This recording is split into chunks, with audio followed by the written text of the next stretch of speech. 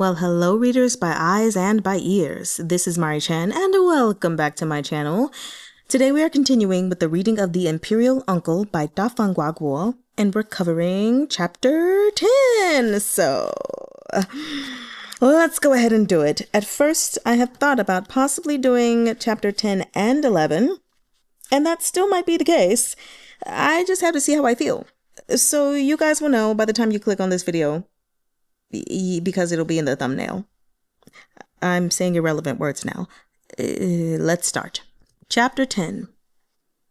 At the angle of the passage in the ship's hold, Tongyi quietly asked me, "What should we serve him?" I glanced at the door that stood ajar. "Just avoid any foods he doesn't eat. You ought to know what those are." Tongyi smiled bitterly. "How would I know them? That is why I'm asking you, Master Zhao." "You must have attended many banquets, Zhan-se," I whispered, "and probably received plenty of imperial visitations at home." The Liu family had produced generations of senior ministers, all honest officials burning with loyalty. Tongyi had worked closely with Qizhe to deal with the conspiracy I had headed. Though his relationship with him was nowhere near as close as Yunyu's, he still ought to know something of Chee-juh's preferences and temperament. "To tell the truth," said Tongyi, "my family did enjoy imperial grace in the past, so I know something of the late emperor's preferences. But this present one is different from the previous generation. I haven't had the pleasure of receiving him at home, and when I was occasionally invited to attend banquets at the palace, it was hard to pick up any likes and dislikes. I had once regularly heard it remarked in private that Qizhe surpassed the late emperor in every aspect, except that his tastes weren't as simple. I agreed with this. The fault lay with the Empress Dowager, a very fussy woman who had overly coddled her son, letting him grow up picky. When Qizhe came to visit Huai Manor as crown prince, everyone treated it like the impending invasion of an enemy army, not daring to slack off. Seating, food, utensils. There could be no mistake in any of it. Later, we had arranged the rooms separate from the main hall by a side hall for the crown prince's particular use. When it came to foods Qizhe avoided, the number was unusually large. I recalled that Huai Manor used to have a notebook with a dense record of everything he wouldn't touch. I'd heard that when he grew up, to better suit the demeanor of a wise ruler, he had changed a great deal, so I didn't know what foods he avoided now. I could only give Tongyi a vague idea. Scallions, ginger, garlic, and such should be put in when they're necessary during cooking. But when the dish is ready, the scallion stalks and ginger slices have to be picked out. For fish, only use the 2 flaps of meat behind the gills and the meat from the flanks. Absolutely no bones. Milder flavors. Best if there's nothing spicy. It's late, so nothing sweet. Tongyi noted everything down and went to the kitchen himself to deliver instructions. I turned back and entered that half-open door. Qizhe was talking to Wan Qianshan. Wan Qianshan just kept saying, "The cloth trade is a profitable one, but there are too many connections you have to make at every level. So I thought it over and chose to trade in stones. The sort of wide-ranging business you and your uncle do takes a very open mind." "I don't have much contact with business," said Qizhe. "It's all my uncle's doing." "A young man with your qualities is sure to surpass his elder a year or 2 after taking up the work," said Wan Qianshan. He turned his head and smiled at me. "I hope you won't take offense to me saying so, Master Zhao." "Of course not," I said. "Master Wan flatters me." I had thought that Wan Qianshan and the likely counterfeit Dongying girls were all Qizhe's spies, but from the contents of this conversation, that didn't seem to be the case. If Qishan were a spy, Qizhe certainly wouldn't be play-acting with him here.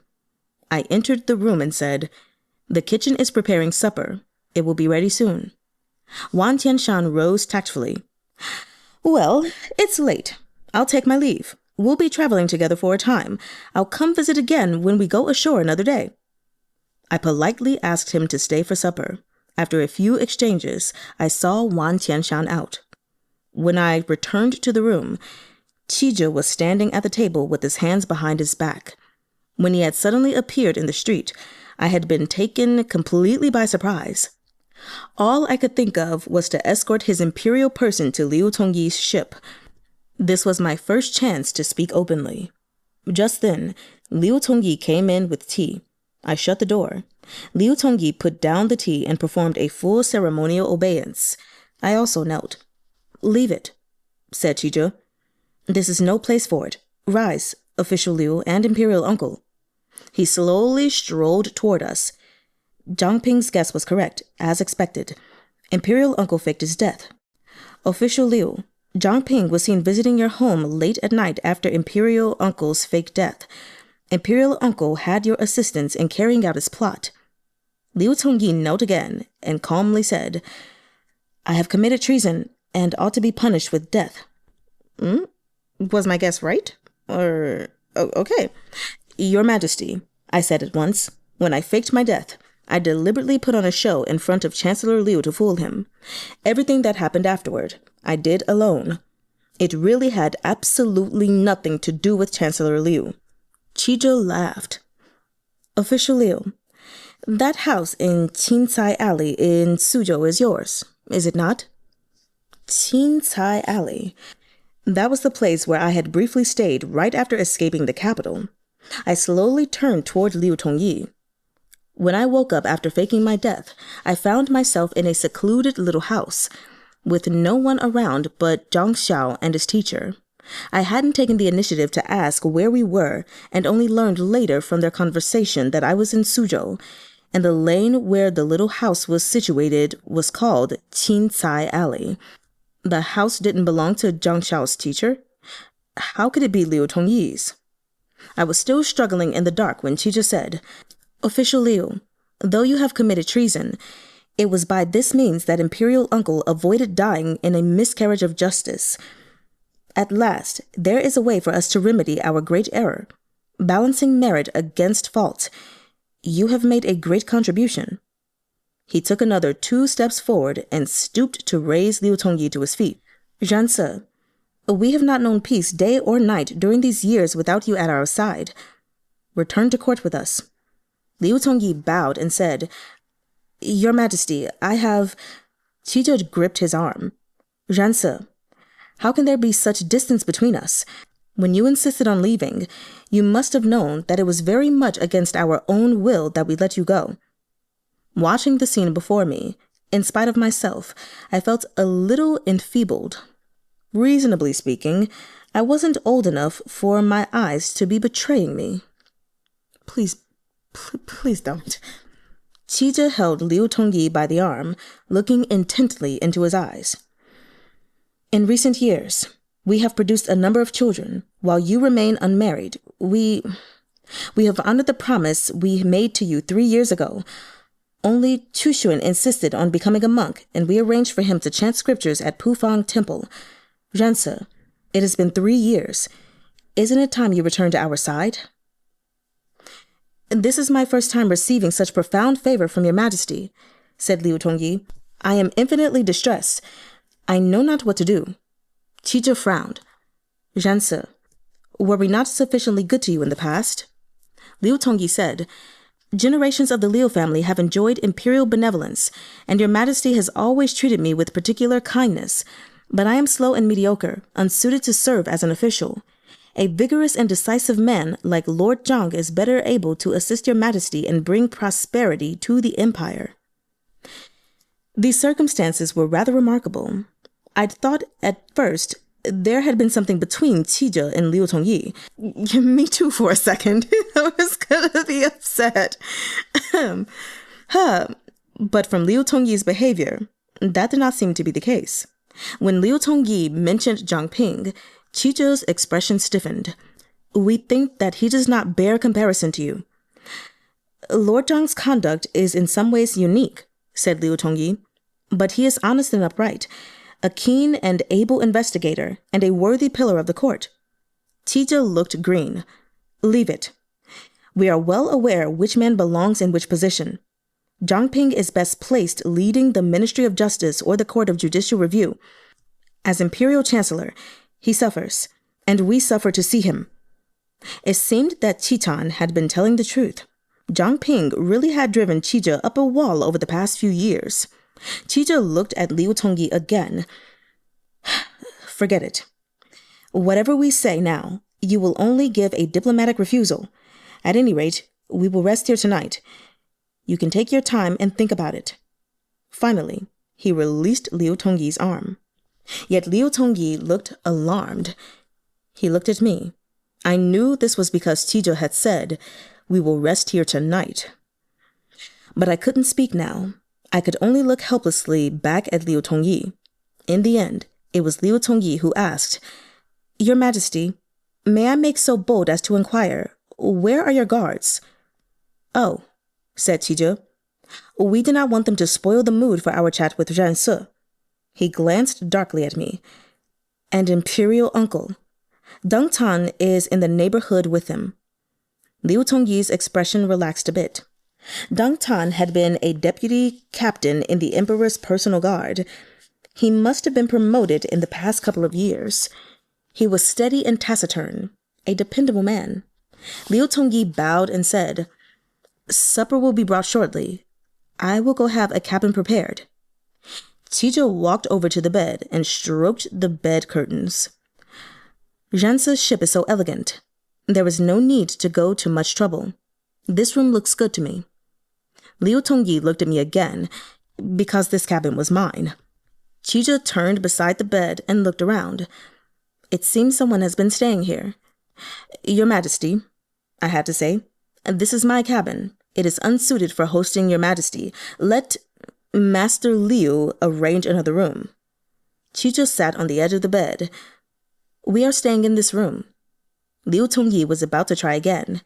I gave a covert tug on his sleeve and said, "Then please take some tea and rest, Your Majesty. Allow Master Liu and myself to withdraw for the moment." Qizhe made a noise of assent. Liu Tongyi left the cabin with me. In a quiet corner, he whispered, "There aren't any attendants in that room. What do I do?" "That is precisely what we came out here to take care of," I said. "Order someone to go up on deck and shout, 'Are young Master Zhao's attendants here?' Someone will show up. Have them taken to the room to attend him." Liu Tongyi nodded and hurried off to do it. Soon enough, a sailor brought someone over, a man around 50 years old, wearing the short robe of an ordinary servant, with a perfectly smooth upper lip. When he saw Liu Tongyi and me, he lowered his head and bowed. This man was Wang Yo, a palace eunuch who had always attended Qizhe, and who had also served my father in his youth. He had often come to visit Huai Manor. When I saw him, I felt unwontedly moved. We couldn't speak out here. Liu Tongyi and I went to his room. When the door was closed, I quietly said to him, "Now send someone with Wang Yo to change the bedding and small items for ordinary use." Liu Tongyi took note of this and asked if there was anything else he needed to do. "Nothing else," I said. I gestured in the direction of the cabin. "He's been like this since he was little. He won't stay in a fresh room out of caution. The Empress Dowager spoiled him." The Empress Dowager had instructed that each time he came to Huai Manor, anything Qizhe might use must be brought from the palace, and she wouldn't let him sit in a room that had been specially prepared. She insisted that only a room in regular use would do, as if she were afraid that a freshly arranged room would have some mechanism for assassination. You know, that's actually pretty smart. Anyway, later, when she came to believe that my mother and I weren't so stupid that we would assassinate the Crown Prince at Huai Manor, she finally allowed a room to be set aside for Qizhe to rest in. And even that had once been my usual retiring room. Liu Tongyi smiled. It looked to me like a different smile from his usual one. So I couldn't help asking, "What is it?" "Nothing," said Liu Tongyi. "Just that I used to hear the Empress Dowager complain at court that His Majesty had some bad habits that he'd picked up by going to Huai Manor so often and being spoiled by Prince Huai." The Empress Dowager had said that. This was slander. When the Crown Prince or the Emperor came to visit, wouldn't it have been a greater offense not to treat him well? Smiling, Liu Tongyi said, Though, when it comes to calling a person by his courtesy name out of nowhere, His Majesty and Prince Huai really are somewhat alike. I was surprised. I looked at Liu Tongyi and blurted out, "Zhanse." "I'm going to send someone to change the bedding," said Liu Tongyi. He turned and left. I watched him leave. Some things were weighing on my mind, but this wasn't the time to ask. Qizhe ate a little supper. He didn't say it was bad, which meant it was all right. By the time he had been assisted in washing up, it was already nearly daybreak. Qizhe was bright-eyed and bushy-tailed, as if he had no intention of going to sleep. Fortunately, Wang Ye was there to persuade him, and he finally went to bed to get some rest.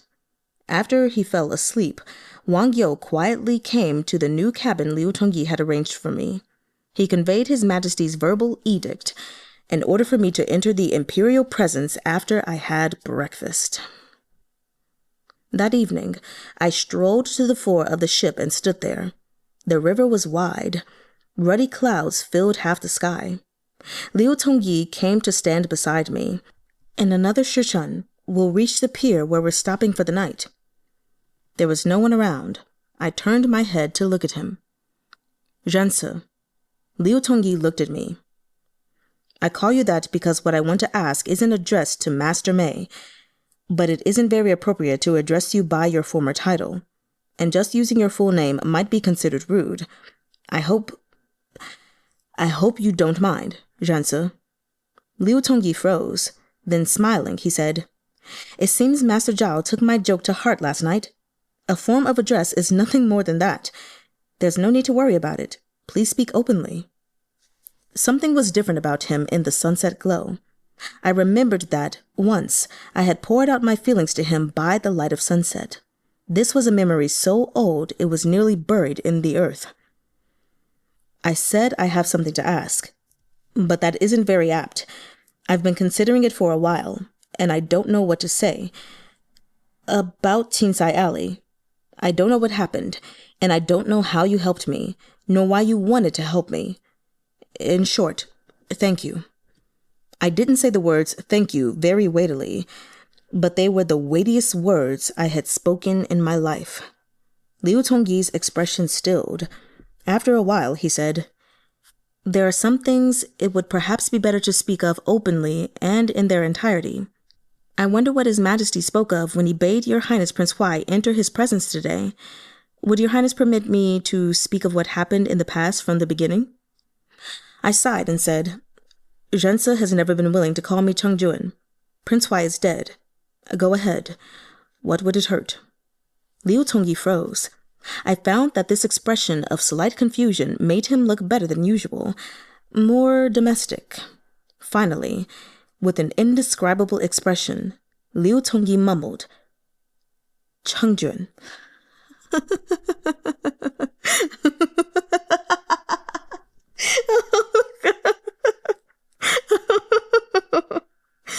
Oh gosh. I laughed in spite of myself. Oh, that's perfect. The atmosphere relaxed. But then Chengjuan schooled his expression into solemnity and said to me, "This is not a good place to talk. Can we go to my room?" "Yes, you can." Let me stop.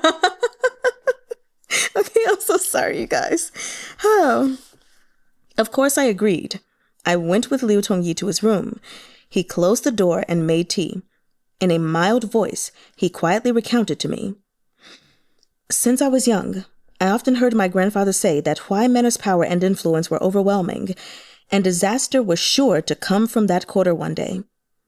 If any member of our family had the good fortune to be appointed to office, we had to undertake to curb Prince Huai's power.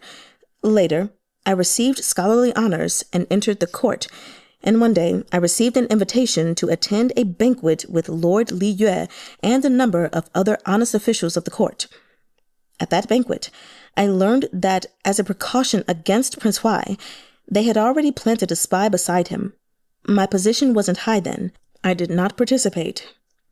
It was years later that a credible secret report claimed that Yuan Tong and Wang Qin were planning a rebellion.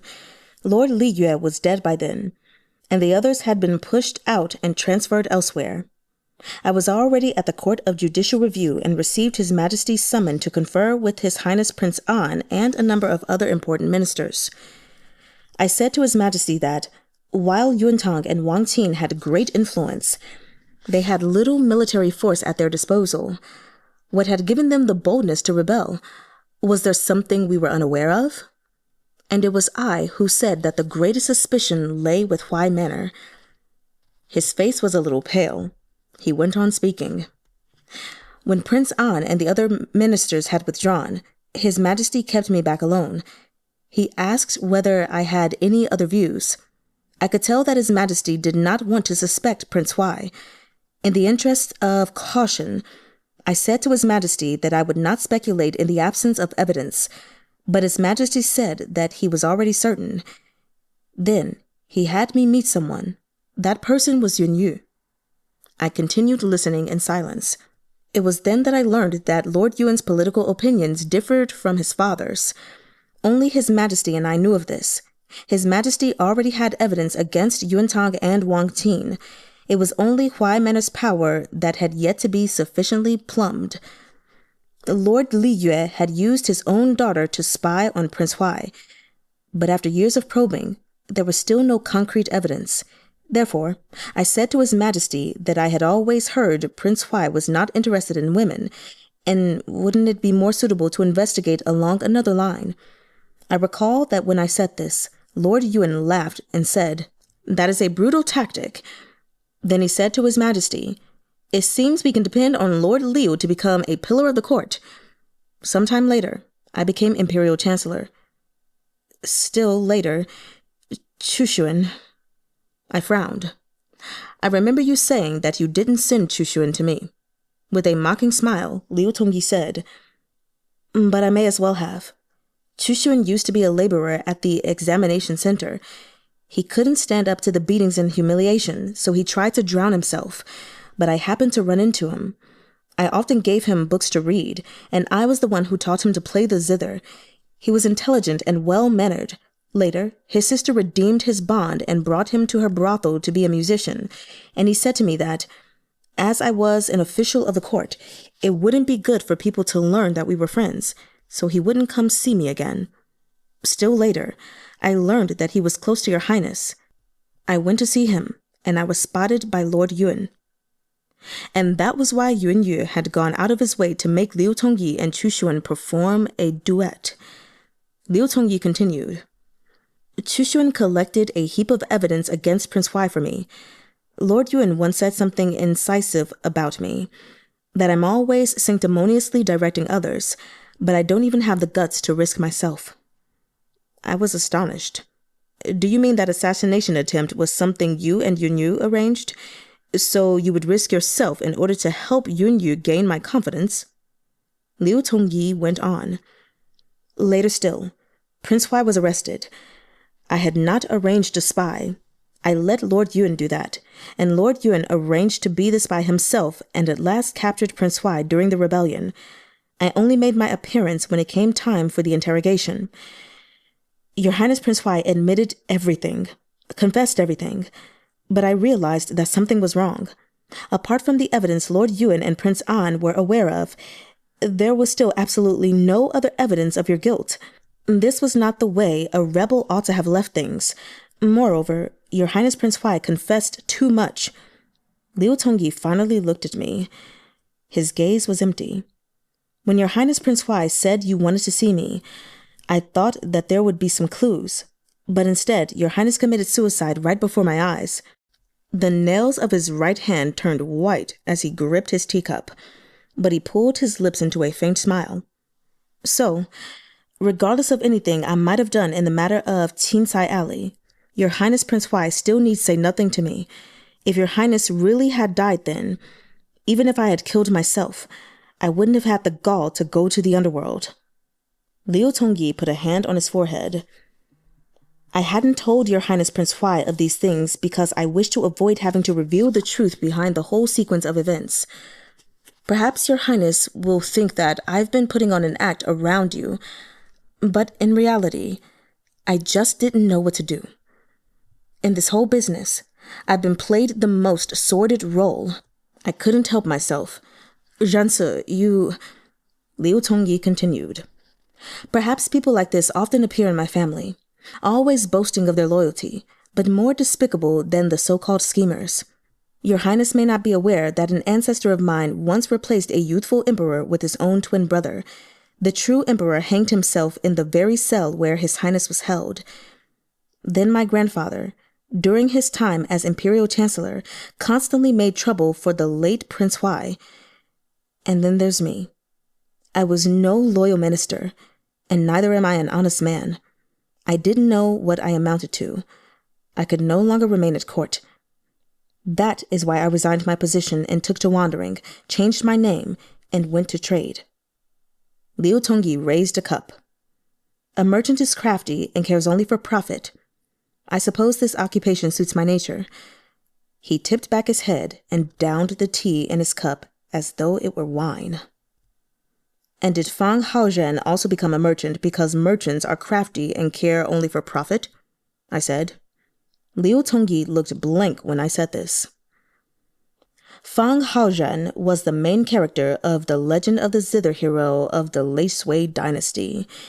He had been created by the Scholar of Wind and Rain, the author of the book. The Scholar of Wind and Rain's other works were mediocre, but Fang Haozhen's tale stood out among them. In terms of fame among writers of romances, he didn't match up to Bai Zhu or the Mad Drunkard. But Fang Haozhen, along with Zhao Yu in the Scholar of the Red Leaves of the Western Hills, the Divine White Jade Sword, and Tan Yitsui in the Mad Drunkard's Drunken Odyssey, were together considered the three heroes of literature. I had greatly admired them as a child. I said seriously to Liu Tongyi, "You're the same as me. We both went into trade in imitation of Fang Haozhen. Even the names Zhao Cai and Mei Yong were copied in part from the aliases Fang Haozhen uses. If you disparage yourself like this now, aren't you also bringing myself and Fang Haozhen down with you?" Liu Tongyi looked straight at me. He was much more adorable now than with his usual calm act.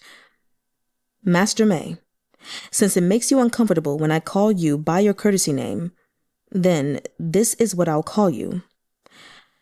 I don't want to waste any more time talking about things. In your speech, apart from self-reflection and self-disparagement, there was another implication, which is that you don't want to return to court as an official."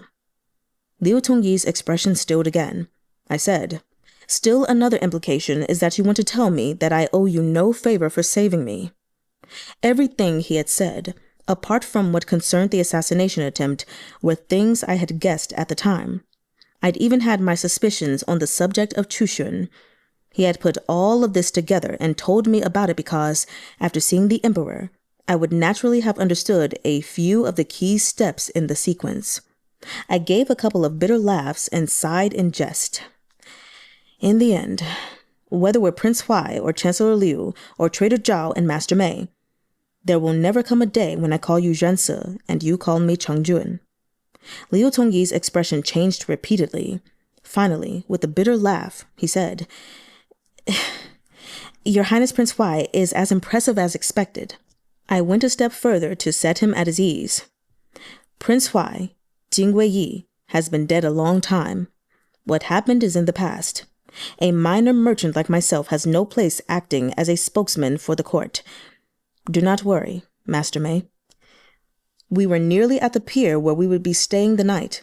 A leisurely evening breeze blew in through the half-propped window sash. I looked out at the river cloaked in dusk and recalled the lines Liu Tongyi had favored with me. With his affections at Mount Wu engaged, what needs King Xiang in dreams to seek Jiangnan? The ship slowly pulled in. People were densely packed on shore in another scene of prosperity. A fishing boat sailed past our ship. There was a big catch of crabs in the net in the fishermen's hands. That was right. In another month, it would be the Mid-Autumn Festival. The crabs were beginning to grow fat. Liu Tongyi stood. "Now that we're here, I'm going to His Majesty's room to pay my respects and make suitable arrangements." On impulse, I abruptly asked Liu Tongyi, "Why don't you get married?" Liu Tongyi froze. Then he smiled. "I'm used to being on my own. If there's no one on your mind, you should hurry up and find someone," I advised. "You won't feel it now, but once you get past 30 and find you have no one to eat mooncakes and New Year's Eve dinner with during the holidays, you'll feel the lack. A man like Master Mei is sure to be able to find a gentle, virtuous woman with both beauty and talent if he likes. Or he could just have you, you know? Okay, who's going to propose at first, you know?" Smiling, Liu Tongyi said, "All right, I'll find one in the future." Facing the dusky light filtering in through the window, he looked at me and sighed. "Actually, I don't understand it. I meant to talk to Master Zhao about the past. How did we end up on this subject?" "We've been over what happened 3 years ago again and again," I said. "What can come of bringing it up again? It's better to grab hold of the present." I put my hands behind my back and looked out the window. "Are you going to tell me you've never thought of a poem while watching the sunset?" "At the moment, I am only thinking of how to arrange His Majesty's dinner tonight," Liu Tongyi said seriously. The ship approached the shore. The emperor was not planning to make landfall here and return to the capital. He said that the scenery was pleasant on the river, and the local customs along the way were charmingly simple. He wanted to go for a stroll. In spite of myself, I felt sympathy for Wang Yo, Dong Tan, and that crowd of guards. The emperor ordered Liu Tongyi to accompany him on his walk. I remained aboard ship and ate a sumptuous dinner on my own. Next to us, Wan Tianshang's ship was once again fully illuminated. Waves of music and laughter escaped and came my way.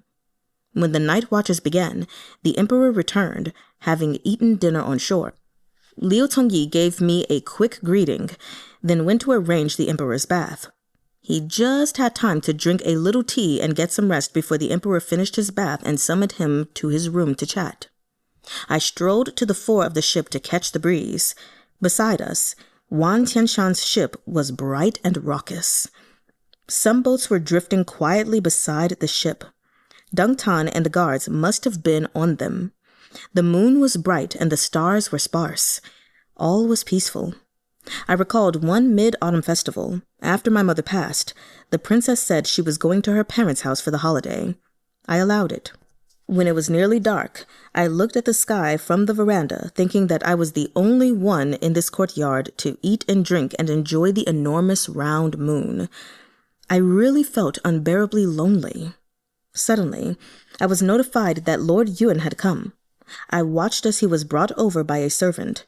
From a distance, he smiled and said to me, "Why is Your Highness Prince Huai standing here alone on the Mid-Autumn Festival?" Perhaps it was then that I had the realization. Everyone needs a companion. I did want to have such a person by my side.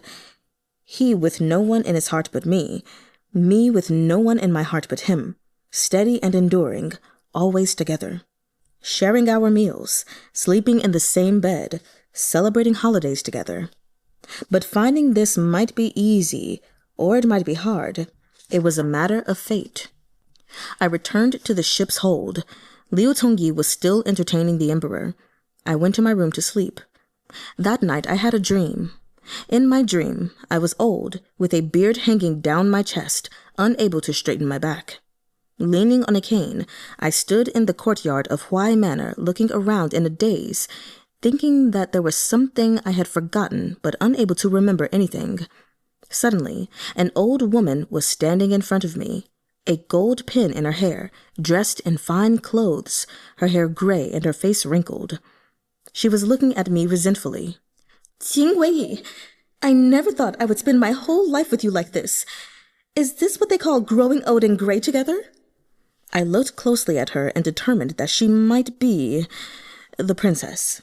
She laughed sadly.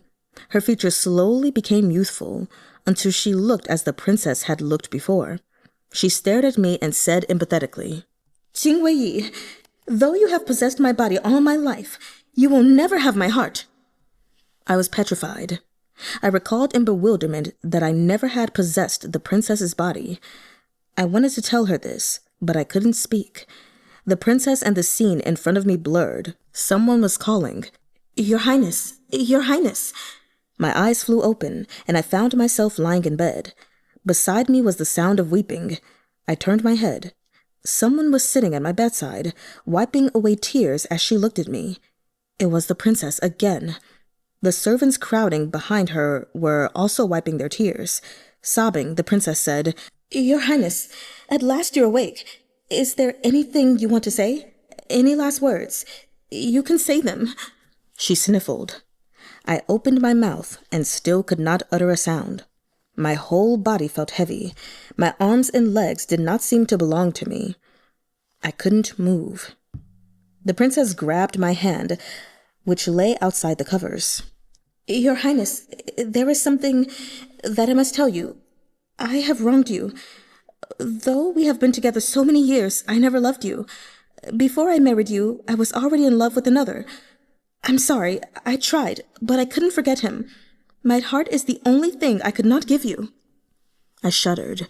With a start, I sat up, sweat soaking through my sleeping robe. This time, I was really awake. I drank some cold tea, donned an outer robe, and left the hold. The night breeze was crisp. It gradually dried my sweat-soaked inner robe. It was all right. It had only been a dream. Such a thing could only happen in a dream. Now no one would grow old with me. I sighed morosely. From a distance, someone asked, "Is that Master Zhao standing on the boat at night?" I looked to the side and saw a man standing on deck at the fore of Wan Tianshan's big ship. He saluted me by lantern light. "If Master Zhao is having trouble sleeping, why not come aboard my ship and drink with me?" "There is wine on this ship too," I said. "Will Master Wan come here to drink?" "Very well," said Wan Tianshan. He turned and clapped his hands. At once, a boat was prepared for him. Shortly after, he was standing on the boat, slowly floating over. He came up on deck and went into the ship's hold with me. I trimmed the candle wick to brighten the flame. He sat at the table. I filled the cup in front of him from a pitcher. He looked at it and frowned. "This seems like tea." I sat down across from him. "Tea is not like wine, and you, Lord Yuan, are not like your brother."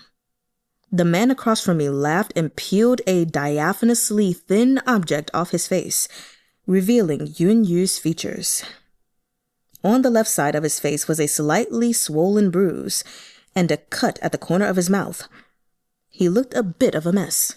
Surprised, I said, "What happened?" Yun Yu pointed to the injuries to his face. "Oh, this. My brother punched me." "Why did he do that?" Yun Yu's lips tilted up. "First, on account of family matters. He resents our father but still disapproves of my actions. Second, when I've come running like this, he can't resist calling me a lackey and casting aspersions on my moral character." He tossed the mask on the table. I told him that, since he'd already punched me, he might as well let me travel with him. I glanced at the mask. I was wondering how you'd gotten your hand on a thing like this. "So it's your brother's." Yun Yu smiled. I couldn't stand the sight of the injuries to his face any longer. I rooted around in my baggage and found a box of balm. "This will reduce the swelling and bruising. Apply some after you've washed your face." Yun Yu took the balm and thanked me. In the dim light, I looked into his eyes and asked a little uncertainly, "Weren't you managing the flood in Changzhou?" Why had he suddenly turned up here? Why had he been standing at the fore of the ship in the middle of the night? Why had he spoken to me, invited me to drink with him? The candle flame leapt in Yun Yu's eyes, making it hard for me to read his mood. After a while, he finally said, "I received a message from Zhang Ping while in Changzhou. He was worried Deng Tang and the rest were unreliable, so I handed over responsibility for managing the flooding to Prince Dai and traveled non-stop to get here." So that was it. "His Majesty is asleep," I said. "This evening he went out to the market with Liu Tongyi and others." There were no incidents. Yun Yu nodded. "I am aware of this. I caught up in the evening. It seems His Majesty still wants Liu Tongyi to return to court." That was Liu Tongyi's affair. I couldn't comment on it, so I brushed past and changed the subject. You're not sleeping. Are you really standing watch through the night like a guard? Yunyu yawned. That's right. When the ship is moored for the night, a greater caution is required. During the day, when the ship is in motion, I can rest a little. As I was looking out, I happened to see Master Zhao standing at the fore of the ship and wanted to invite you to drink with me. Fair, I said. 2 people talking through the night is more pleasant than staying up alone. But making yourself up to look like your brother was a superfluous gesture. Your figures and voices are very different. If even I could spot it at a glance, His Majesty would certainly have no trouble. Smiling, Yunyu said, That's true. He put the mask away. He and I drank tea and chatted idly till daybreak. He spoke of interesting events at court over the past few years, and I talked about things I'd picked up while wandering. At dawn, Yunyu made to leave. I kept him back. Why not have breakfast before you go? You can see His Majesty that way. Perhaps when he wakes up, he'll hear that you came aboard, and it won't look good if you don't go visit. All right, said Yunyu, and he stayed a while longer. When it was fully light, I figured that Qizhe would be awake and was about to go out to check when there came a gentle knock at the door. Master Zhao, are you up? It was the voice of one of the ship's servants. I said I was. Some time passed, and I heard another knock. I went to open the door. 2 workmen came in carrying a bathing tub, which was full of slightly steaming water. I was perplexed. My face spasmed in spite of myself. The 2 workmen put the wooden tub down in the center of the room, then bowed their heads and left. I called them back. I always bathe before bed. Why have you brought water in the morning? One of them, head bowed, said, It was the general manager who instructed us to prepare it. Yunyu snorted, then burst out laughing. I stood next to the bathing tub, caught between the equally inappropriate options of sending it away and letting it stay. Smiling, Yunyu said, The water's already here. It would be a waste to send it away. Just take another bath. I'm going to pay my respects. He stood and languidly left. I had no choice but to wash again. I was a little tired after staying up all night, and the bath did make me feel much more alert. On my way out the door, I accidentally bumped my leg badly against a chair. I was hobbling a little when I left. In the hall, Liu Tongyi was sitting alone drinking tea. I looked around and didn't see Yunyu, and I didn't see Qizhe either. Liu Tongyi said, Your nephew and little young Master Wan have just gone to the Wan merchant ship. He called for breakfast. The breakfast porridge and side dishes were quite bland. I asked for a bowl of chili sauce to dip my dumplings in. Liu Tongyi's chopsticks paused in midair as he served himself. The kitchen forgot to prepare it. He picked up some bamboo shoots and put them in his bowl of porridge.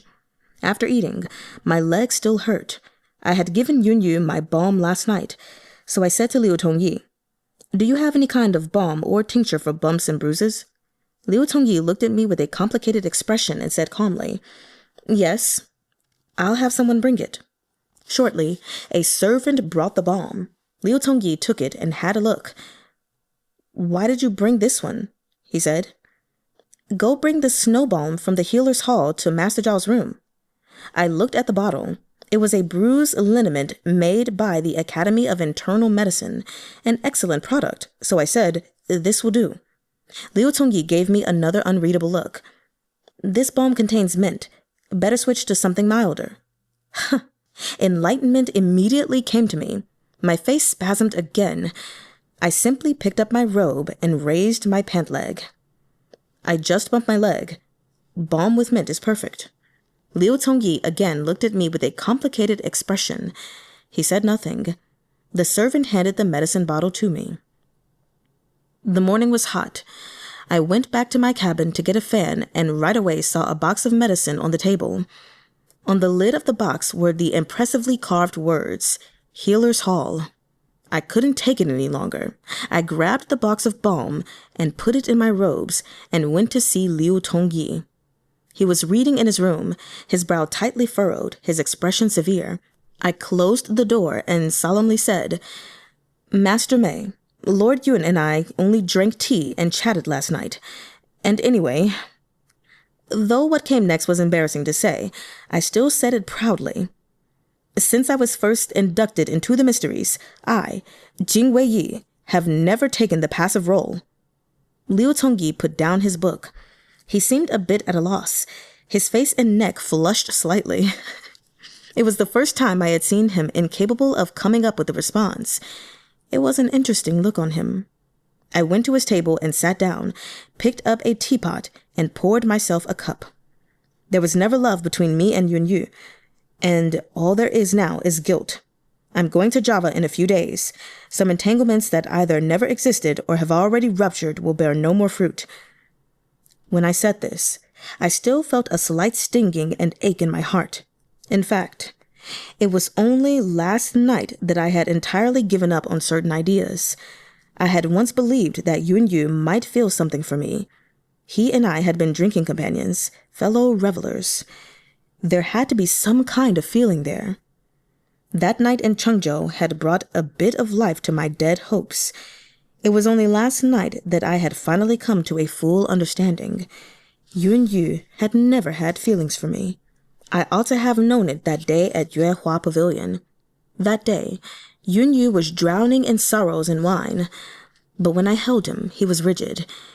I could feel the fine hairs on his skin standing up under my palms, and his irrepressible shudders and gooseflesh. People always lie to themselves, but no matter how much you lie, there always remains a line you cannot cross. Therefore, you can lie to yourself so much that even you believe it, but you still cannot make the lie true. Liu Tongyi finally recovered his usual manner and picked up his book. I should not speak of others' personal affairs, but to the best of my knowledge, Lord Yun and His Majesty have never had the relationship that some people guess. When he said this, I froze. My heart shuddered. I see, I said. Well, I don't see. Make it plain. Make it clear. What? Liu Tongyi was still holding his book. Lord Yun was under imperial orders to manage the flooding in Chengzhou. Even upon learning that His Majesty was here, it would have been most natural for Prince Dai to come. If His Majesty wished to see Lord Yun, or Lord Yun needed to speak to His Majesty about something, it might have waited until after they returned to the capital. At this point, he looked at the book and said nothing more. Yes, I said. Liu Tongyi was still holding the book. He stared at the book, and I stared at him, waiting for him to look at me. He was very persistent. I waited for ages, and his gaze remained stubbornly glued to the book. He even turned a page. I made conversation. What are you reading? Is it so fascinating? I craned my neck to look. An almanac? Is Master May planning to open a new shop? Do you need to pick an auspicious date? Yes, he's going to open a new shop in Java. A swift look of distress passed over Liu Tongyi's face. It was only for an instant, but I still caught it. However, with composure, he shut the almanac. There are some other things I need to check dates for. Smiling, I said, Master May's explanation to me just now was very much in the style of the Court of Judicial Review. Here I thought that those who had held office at the Court of Judicial Review weren't particular about dates. Only Zhang Ping is not particular, said Liu Tongyi. I rotated my teacup and said to him, I think that what Master May said earlier is very true.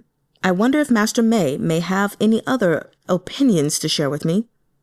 Expression still composed, Liu Tongyi said, Also, arriving here and not going directly to see His Majesty isn't Lord Yuan's style. As our eyes met, I felt a riot of emotions. Everything Liu Tongyi was saying had already occurred to me, only a thought flashed through my mind. Quickly, I said to Liu Tongyi, Oh, yes, books often mention masks to change your appearance. Have you seen such things in reality? Liu Tongyi nodded. Yes. There have been some cases involving so-called gentlemen of the road, and the Court of Judicial Review has some in its storehouse. I asked Liu Tongyi whether he knew how long it took to make a mask. Liu Tongyi thought about it. Back when I once went out of my way to verify that. Making a mask is very time-consuming. Even the greatest master craftsman would need, at a minimum, 6 or 7 shirchun to complete one. Is it possible to start one at sundown and have it ready by midnight? I asked. Liu Tongyi shook his head. Impossible. The mask must be designed, then a mold created, and then the mask must be molded. Some use human skin, but most use a special kind of adhesive wax. Then it must be dried and modified. One way or another, there is no way it can be completed within a couple of shirchun. I leapt to my feet. Master Mei, can you do me another favor? Approach Wan Qianshan's ship. I have urgent business aboard it. As fast as you can. Liu Tongyi also stood. His eyes paused on my face. All right, he said. Wan Qianshan's merchant ship was traveling ahead of Liu Tongyi's ship, with boats carrying Imperial guards in between. As Liu Tongyi's ship swiftly gained on the Wan ship, the Imperial guards thought that our ship had been boarded by assassins targeting Qizhe. Fighting nearly broke out. Then Deng Tan brought people aboard himself to search the ship and determined all was well. Finally, the ship was permitted to approach. Up ahead, Wan Qianshan's vessel temporarily pulled in to the shore and stopped. Seeing that they were willing to stop, I heaved a sigh of relief. Accompanied by Deng Tan and a number of guards, I jumped aboard Wan Qianshan's ship. A man with the look of a steward came forward. I grabbed him and asked, "Where are Master Wan and his little brother?" The steward said ponderously, "Do you mean young Master Dao Shui, sir? He and our master are sitting with the young gentleman who came this morning. Have you come to see the young gentleman, sir?" Deng Tan was muttering beside me, "Notice up ahead. Notice up ahead. Notice up ahead."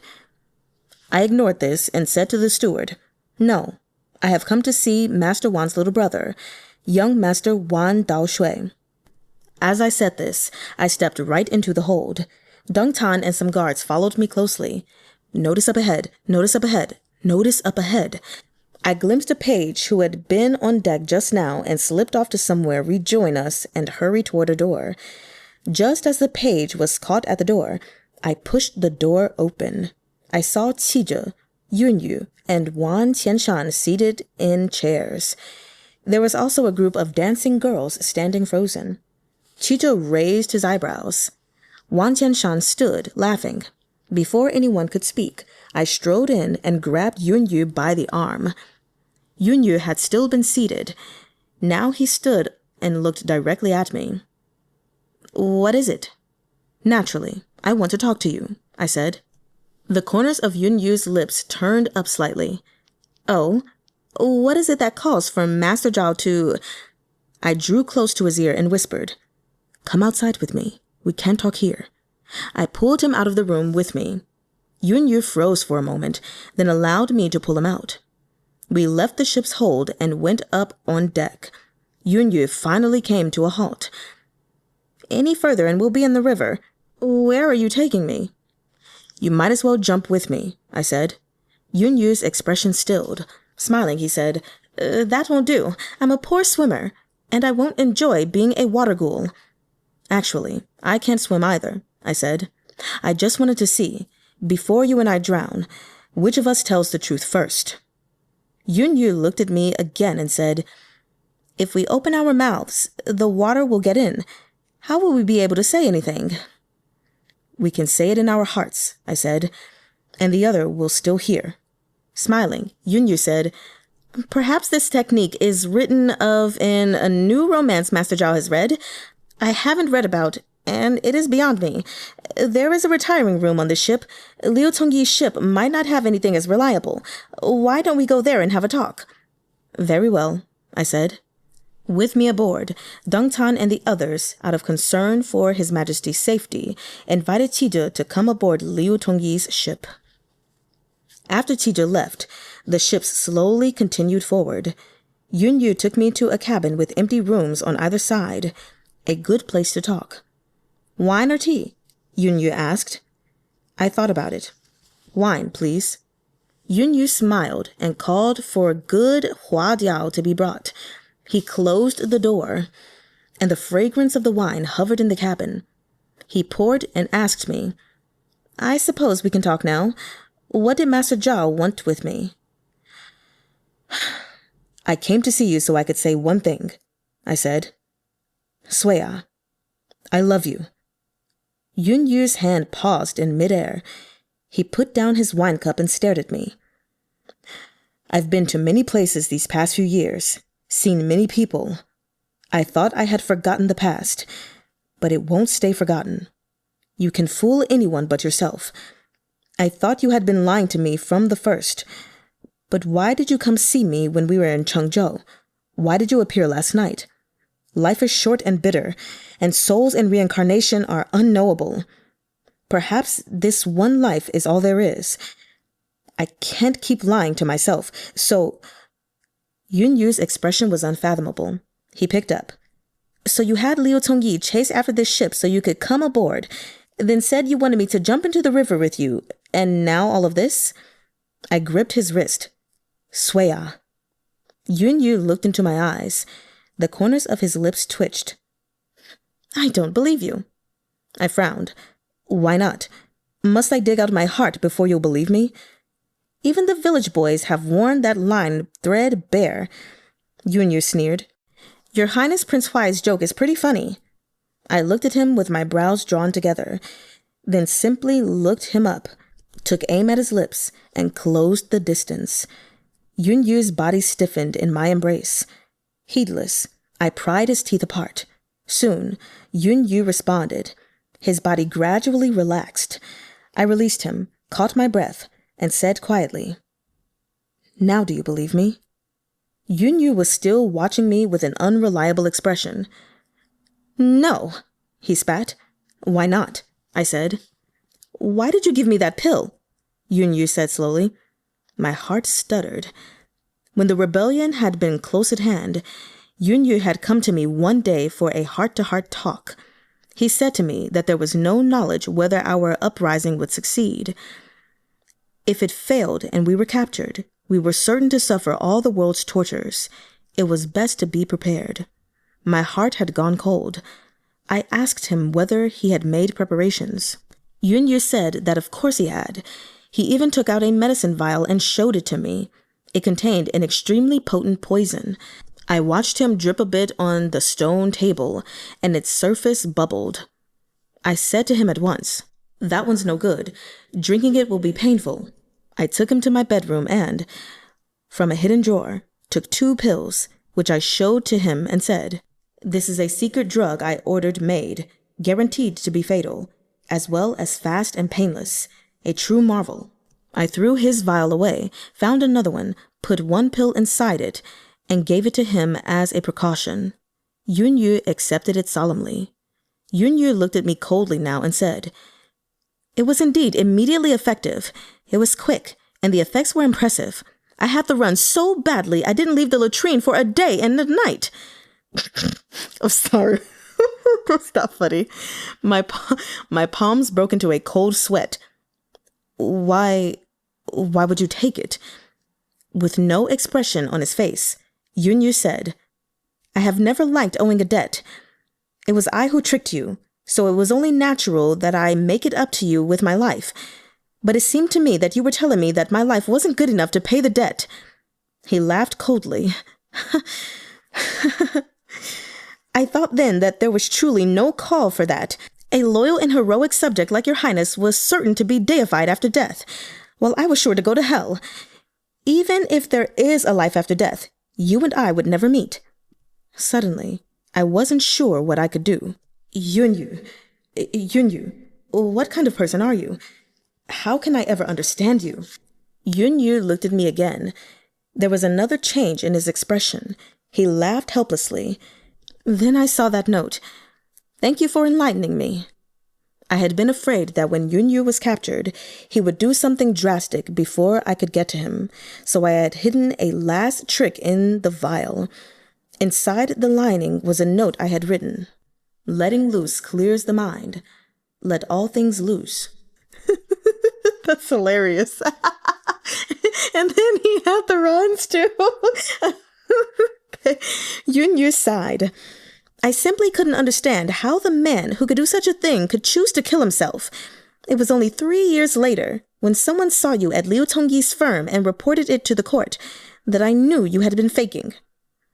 I'd had everything planned out, but this was a fresh surprise, and my heart was in chaos. I looked intently into his eyes. Yunyu. I no longer knew who I was. Prince Huai. Jing Weiyi? No. Zhao Cai? Also no. Softly, I said, Suya, call me Chengjuan. He smiled. I've always wanted to, but I'm not Jing Qizhe. If I called you that, it would be mixing up the generations. Imperial uncle. When I heard this, the whole world became a vast blank. It was true. Like Qizhe, Chitan, and the others, he ought to be calling me Imperial uncle. Why? I mean, okay. Imperial uncle, he said. You and I have said many things today. All words from the heart. Words from Jing Weiyi and Yun Yu's hearts. But this spectacle must end now, because I know that in reality, you came here and said these things for Jing Qizhe's sake. When you called me Yun Yu, you already knew who I was. Yes, I knew. Wait.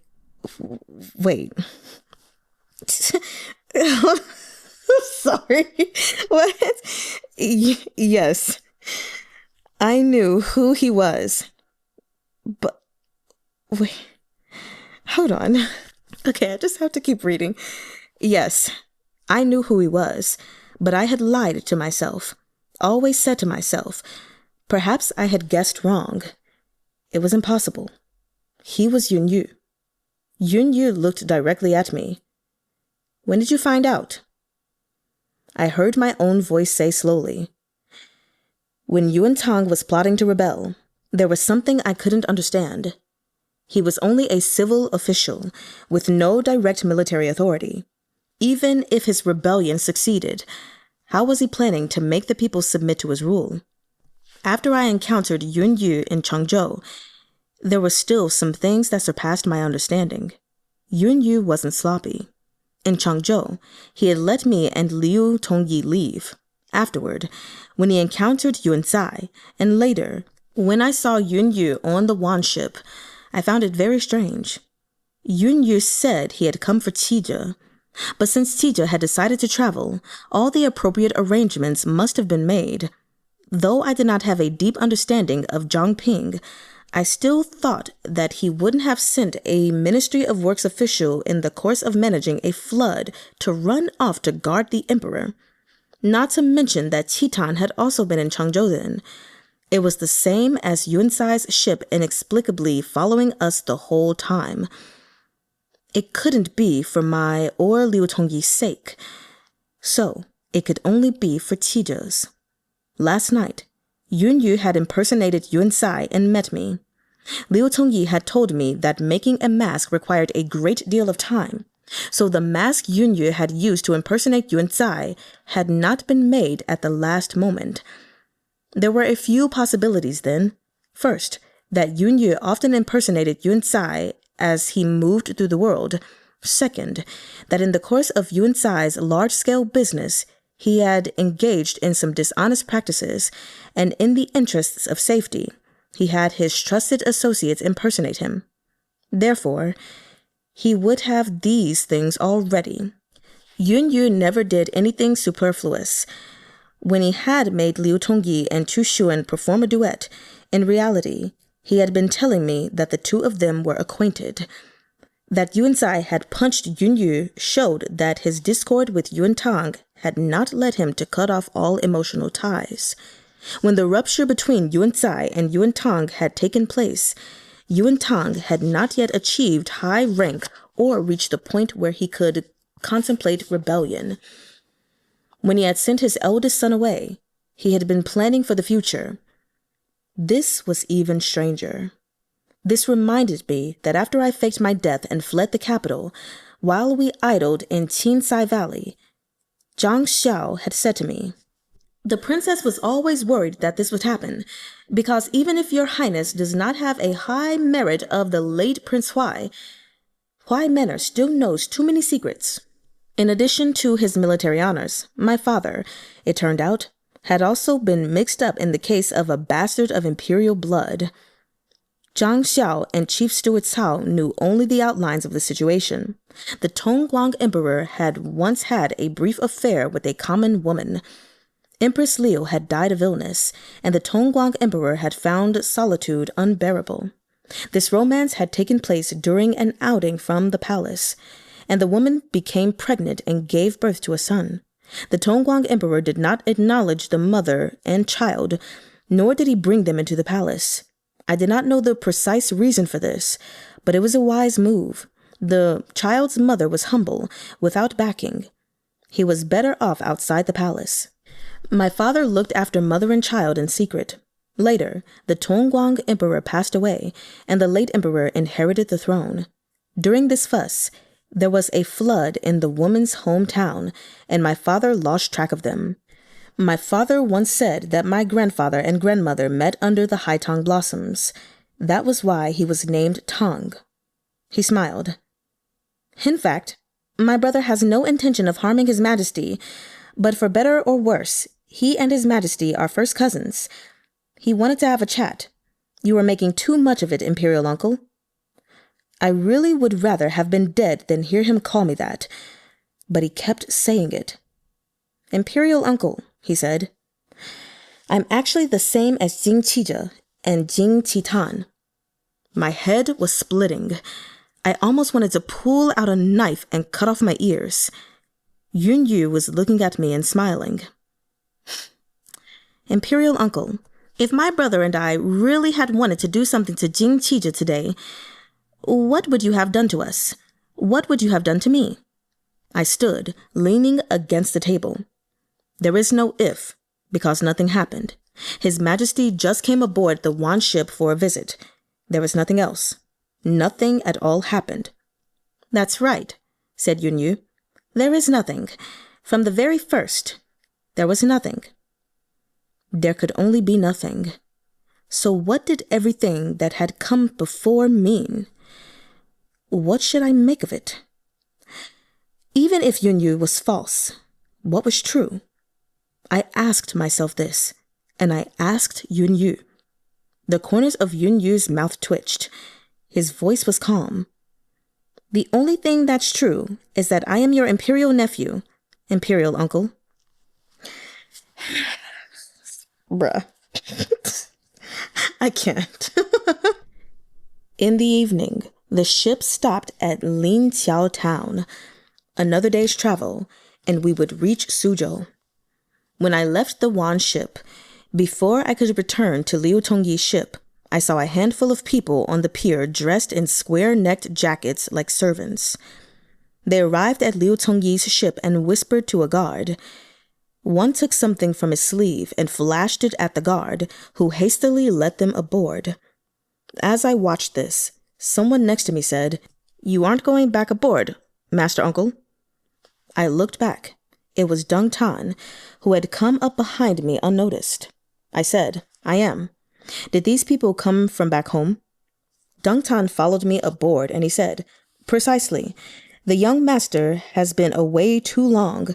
Naturally, they're getting worried at home. It must be Madam hurrying him home." I entered the hold. Wang Yo stood alone in the hall. He bowed to me. "We were just waiting for you, Master Uncle. Please go to the young master's room to talk." I followed him to Qizhe's door. The handful of servants from earlier were just leaving. Qizhe's voice came from the door, which stood ajar. "Is Uncle out there?" This meant there was no need to announce me, so I opened the door and went in. Wang Yo closed it behind me. Qizhe was sitting at the table. He put down his teacup. Before I could get down on my knees, he said, "Rise." I thanked him for his graciousness. Qizhe pointed at the chair next to him. "Sit." I hesitated slightly, then sat. Qizhe said, "Why have you only grown more cautious at this stage, Imperial Uncle?" "The closer to the end, the more cautious one becomes," I said. Qizhe silently cast down his eyes. After a while, he finally said, "We are returning to the capital tonight." Your Majesty ought to have returned to the capital before now, I said. First, because without a ruler at court, it is difficult to meet great events with decisions. Second, Your Majesty's health is precious. You should not spend too long out in the world. Our health is precious, said Chee-juh. If we were not emperor, we would be a prince much like Chiton now, perhaps also running around digging up antiques and admiring trinkets at home. Your Majesty could never be a spendthrift like Prince Dai, I said sincerely. Qizhe raised his eyebrows and looked at me. He laughed. That's true. His smile faded from his lips. He looked into my eyes. You do not hate us, Imperial Uncle? One performs the actions suited to one's station, I said. I understand this. Qizhe looked down again. We are glad you understand. We will have Wang Yo follow you. Qizhe never let anything slip by him. As you command, I said. Qizhe looked at me again. It seems you do harbor some resentment. It is impossible that you would not. If there is anything else you want, you may tell us. I have already done everything I've been thinking of, I said. There is nothing else. The smile once again hovered at the corners of Qizhe's lips. Imperial Uncle is truly direct. We are very much afraid Yu will be unwilling to return to court with us. Lord Yuan is Your Majesty's subject, I said. It would make no sense for him to not return to court. When I bade farewell and made to leave the room, Qizhe suddenly said, Imperial Uncle. I turned back, but saw him stand there and look at me, then turn away. Go ahead, Imperial Uncle. What was that about? I opened the door and went out. I remembered one time, a decade or more ago, when Qizhe had called to me like this. He had just ascended the throne then, a child who had just lost his father, in court dress with his little face all tense, with the guarded look for everyone. Once someone had sent a newly weaned snow leopard cub to Huai Manor. Supposedly, it could be trained to hunt if it was fed raw meat growing up. While the leopard cub was curled up in the corner of its cage, not making a sound, the look in its eyes had been identical to Qizhe's then. When he held his seal with both hands to affix it, they were very steady. At court, when he said, "Rise," or "Granted," his voice was very firm. Every time I saw him, he was in the Imperial study, but when I went in, there was nothing on the desk, or else only some light reading laid out. I knew the Empress Dowager must have said something to him. When he spoke to me, his manner and tone were both studiously correct. Thank you for coming to see us, Imperial Uncle. We are very well, Imperial Uncle. We have not been ill recently. There is no call for your solicitude. It was all of this sort, not like before, when he had always been coming to Huai Manor. Occasionally, I brought curious baubles with me to amuse him, and at first he couldn't resist looking at them, at which point I would, as before, offer up the item and say, "Does this please your Majesty?" He would say mildly, "Thank you, Imperial Uncle," and permit me to put the item on the desk, cast down his eyes to hide his wariness. I hated to see the Empress Dowager teaching a perfectly nice child to behave like this, but I did understand that as emperor, he could be no other way. So I stopped going to see him privately and let Chiton and Qifei have their pick of the baubles. But one day, when the Empress Dowager bade me come to the inner palace to talk, I went to look in on Qizhe. He was in his sleeping quarters for once, but there were only 2 or 3 attendants there. An attending eunuch said that His Majesty was engaged in a few days of self-reflection. The Empress Dowager had given instructions that he needed only a few servants to attend. I recalled then that, because Qizhe was usually a bit picky about his food, a remonstrating official had submitted a memorial on the subject, advising that His Majesty's daily expenses were too extravagant.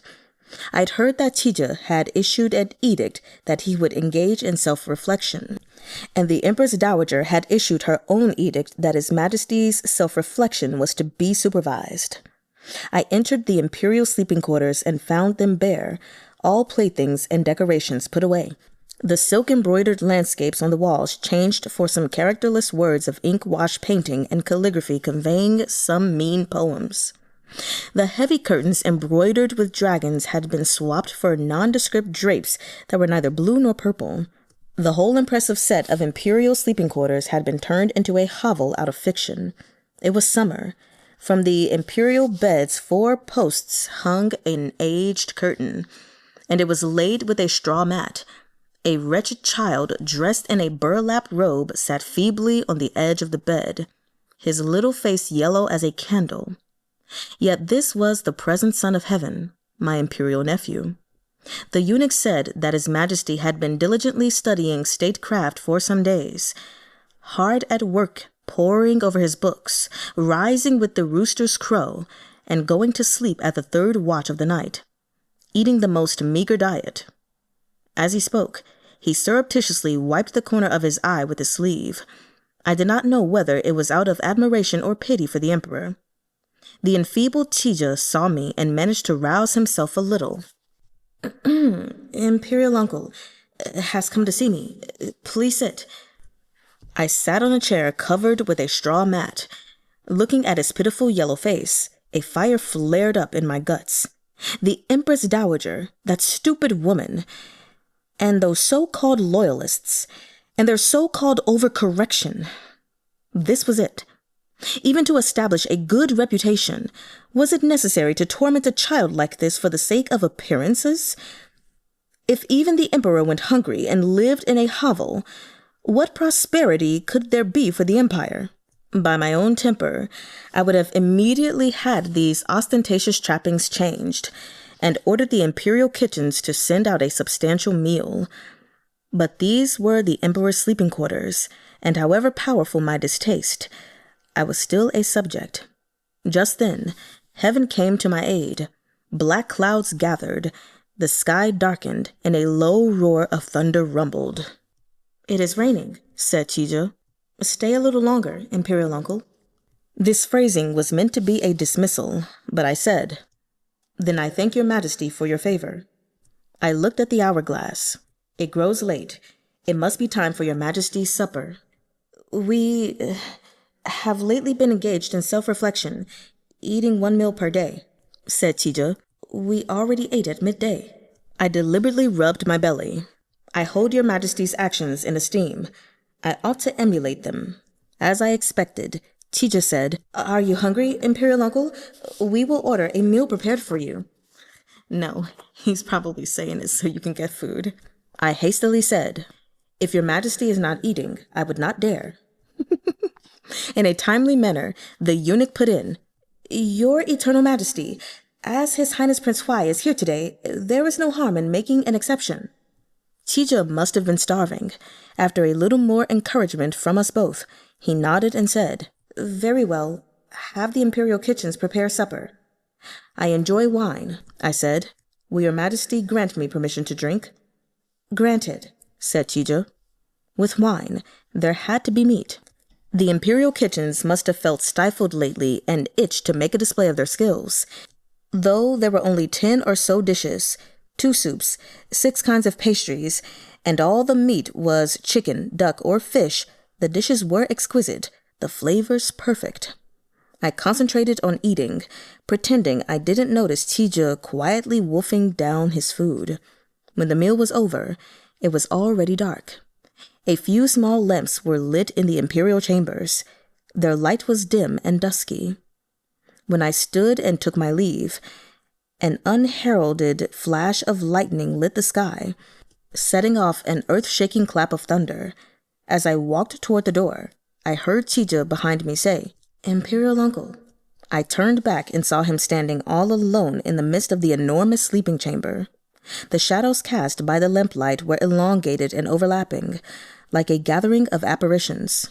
"Imperial uncle, the storm is at its strongest. Why not stay a while longer?" So I turned back and picked out some segments of legends to tell him. I told one after another, until it was nearly the 3rd watch of the night, and all the while, Qizhe refused to go to sleep. The storm outside was still raging, with no break in the thunder and lightning. I said, In ancient times, on stormy nights, loyal ministers and able generals often took up swords and stood watch over the emperor through the night. I have a favor to ask of your majesty now. My leg is damaged, so I cannot take to the battlefield to show my loyalty to your majesty. Please grant me an opportunity to be a loyal subject. Allow me to stand watch over your majesty tonight. Qizhe looked at me with his eyes bright in the lamplight. Permission granted, he said. The attendants conveyed word from the inner chamber to the outer chamber, and a mat was laid for me. Qizhe finally went to bed. The attendants let down the bed curtains. I lay down on the mat. From within the curtains, I heard Qizhe's childish voice say, "Imperial uncle." I said, "I am here." "Well, all right, All Might." Sorry. When our father passed away, it was also storming like this. Our mother told us that our father would come back to see both of us, but we have never seen our father. Will he really come back to see us? If the late emperor really could see us at this very moment, I thought, he would be utterly despondent. But such an irreverent thought had to remain in my own mind. "The Empress Dowager surely wouldn't lie to your majesty," I said. When my father passed away, my mother said the same thing to me. At length, a sound of assent came from inside the curtains. It was a long time later that I fell into a doze. My staying the night in the imperial sleeping quarters later provoked censure from many ministers, and became one more piece of evidence of my attempts to usurp the throne. With my reputation already what it was, they might say whatever they liked.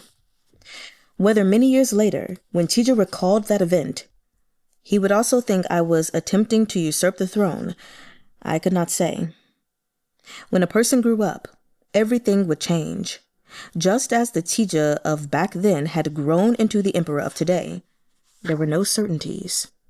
After nightfall, a number of carriages arrived on shore. Liu Tongyi and I respectfully saw off the emperor in the ship's hold. Smiling brightly, Qizhe said to me, "Uncle, you should also hurry back, or you'll be missed at home." "Safe travels," I said. To outsiders, this must have been a scene of perfect harmony between uncle and nephew.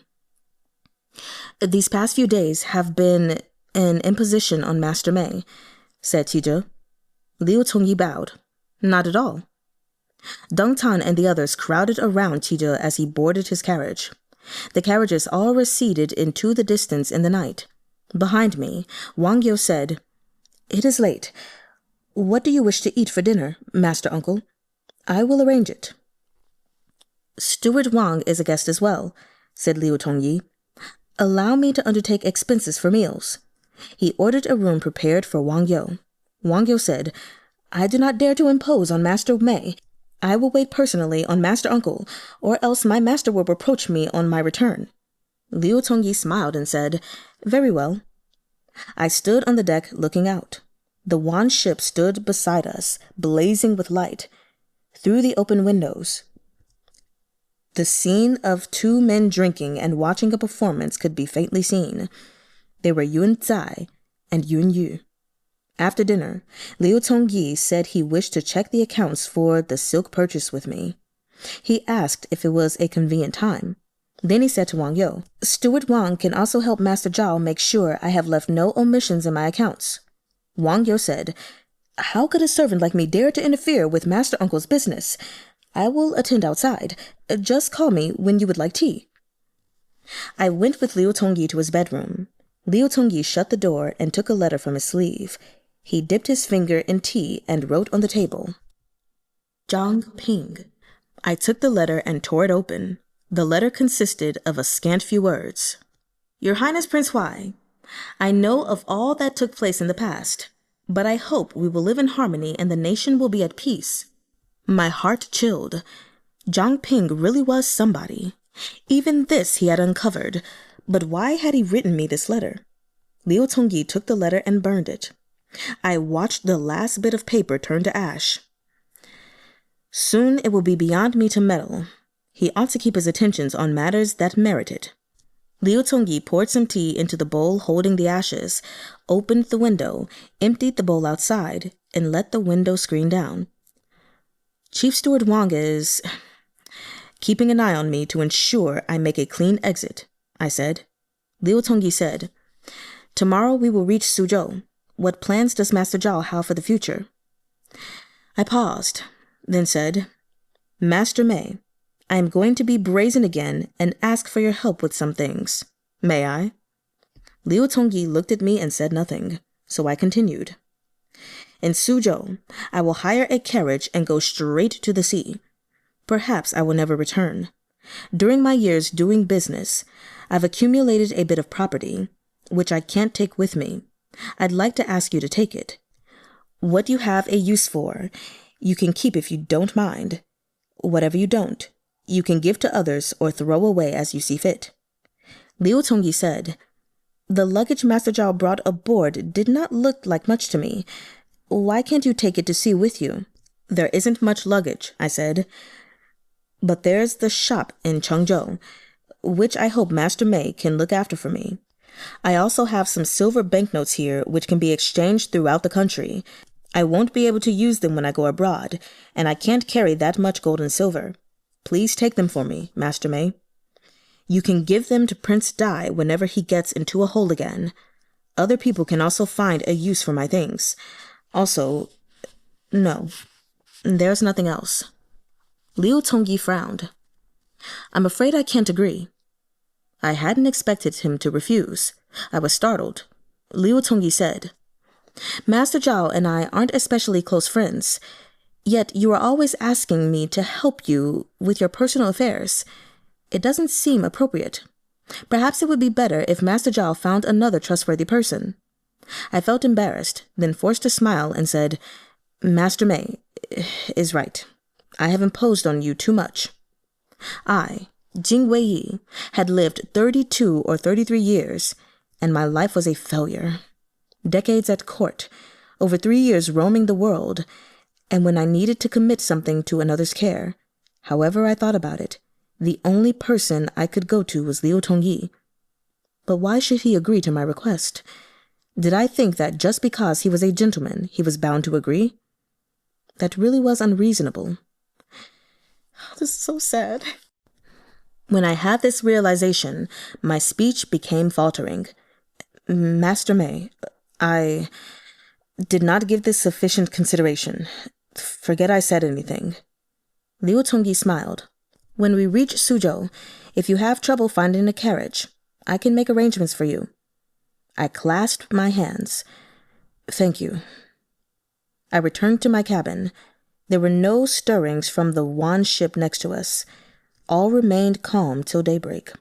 The next day, we reached Suzhou. I packed my bags in the hold. I thought it would be over hasty to have a last meal on the pier. First, I would say goodbye to Liu Tongyi. I didn't find him in the hall and was about to go to his room, but halfway there, I heard footsteps and saw him coming out. He was carrying a wine pitcher and wine cups. I had rarely seen him drink. Liu Tongyi put the pitcher and cups on the table. He said, I do not drink much, but I know Master Zhao enjoys wine, so I have prepared a pitcher of poor wine to bid Master Zhao farewell. He lifted his hand and filled the cups, then raised one. Take care of yourself when you go. I picked up the other cup, but the weight in my hand seemed immeasurable. I have caused you so much trouble. I'm afraid I will never be able to repay you in this life. Look after yourself. Liu Tongyi tipped back his head and drank his wine in one gulp. Smiling, I said, Seeing Master Mei drink so freely, I believe your tolerance isn't as poor as you've always disclaimed. If it were early enough now, I would like to drink to intoxication with you and see who falls first. Liu Tongyi shook his head, smiling. I really can't drink. I can handle a few cups, but more than that, and I can't walk straight. The ship gradually slowed as it entered the Suzhou pier. When the ship was moored, a page came in to tell Liu Tongyi that Reihe's carriages were here and waiting on shore. Liu Tongyi said, If the Wans have no carriage prepared, Master Zhao can choose a couple of carriages to use with little young Master Wan and Steward Wang. The Wans have no residence in Suzhou. If you do not like to stay at an inn, my home has a separate courtyard that is tranquil enough. If you find it adequate, you can spend the night there." Wang Yo put in a word. "No need. My master has arranged a carriage for master uncle on shore." Wang Yo and Rui He's page helped me move my luggage. We left the hold. Under the setting sun, a man stood alone on the deck of the ship next to us. I met his eyes. After a while, I raised a hand and said, "Look after yourself." He said nothing, only slowly turned and went into the hold. I went down the gangplank and onto the pier. Liu Tongyi stood in front of Rui He's carriages, looking at me with a confused and doubtful expression. I smiled at him. "Master Mei, this time, it truly is goodbye. Now that it had come to this, I felt that I had absolutely nothing to say. It had to be those 2 words again. Take care. Wang Yo led a carriage over. I got in, and it jolted ahead. Wang Yo said respectfully, "Your Highness Prince Huai, His Majesty told me to notify you that if there is still anything you cannot let go of, any place you wish to visit, you should feel free to do so in the next few days." "There's nothing," I said. "But I spoke of going to sea, so let us head for the sea now." Wang Yo said he would obey and stuck his head out of the carriage to give the driver instructions. I glanced at the bundle next to him and said, "Let me have a look. It's for me anyway." Wang Yo hesitated a moment, then trembled as he passed the bundle to me. I opened it. Inside it was a blue and white porcelain jar, cool to the touch. It produced a crisp sound when struck. It was good quality porcelain. When Qizhe had come to Huai Manor with Qitan and the other princes, in a bout of mischief, they had taken sticks and struck the big vase in the hall, and it had made the same sound. As they struck the vase, they had called out, "Imperial Uncle! Imperial Uncle!" Okay. I need something to happen. I need something to shake because I am feeling so freaking sad for him. Oh my gosh. How am I going to keep reading? Give me a moment. Chapter 11. That day, when Qizhe had seen me alone, when I was in his room, he also first called out, "Imperial Uncle." Then he asked me, "When we learned of the injustice that had been done to you, we blamed ourselves profoundly. We know you did it all for us. Can you tell us what we should do now?" Yes. What should he do? His Majesty had issued a penitential decree. He had built a tomb. He had established a memorial. But the man who ought to have been asleep in that tomb was running freely out in the world. What was there to be done? I said, "Prince Huai is dead. There is only—" Chee-juh raised a hand. "Enough, Imperial Uncle. Do not trot that out to lie to us both. When you stand there, even with some common name like Go Asan or Mao Ase, you are still our Imperial Uncle." Footnote number 15. The hypothetical names here translate to something like third dog or fourth cat. Naturally, it isn't a good idea to imply that the emperor is related to people with such names.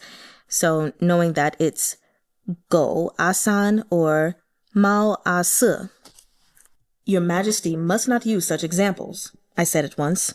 It was nothing for me to be named Go Asan or Mao Ase. But if the emperor were to become Go Asan or Mao Ase's nephew, now that really would be...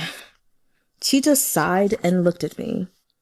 That look was the same as when he had wanted something when he was little. "Your Majesty," I said, "I'm planning to go to sea, never to return." Still, Qizhe did not speak.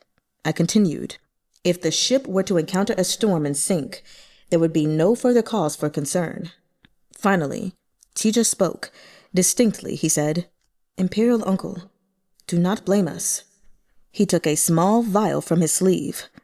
I accepted it. The vial was made of jade. Because Qizhe had kept it in his sleeve, it was warm from his body. Qizhe had rarely given me anything. Ever since he was little, he had always taken things from me. I squeezed it and said, "Thank you for this gift, Your Majesty." Qizhe sighed again. "Your Majesty," I said. "The only thing is, can it not be on Liu Tongyi's ship?" Qizhe slowly said, "This drug needs several days to take effect. Do not worry.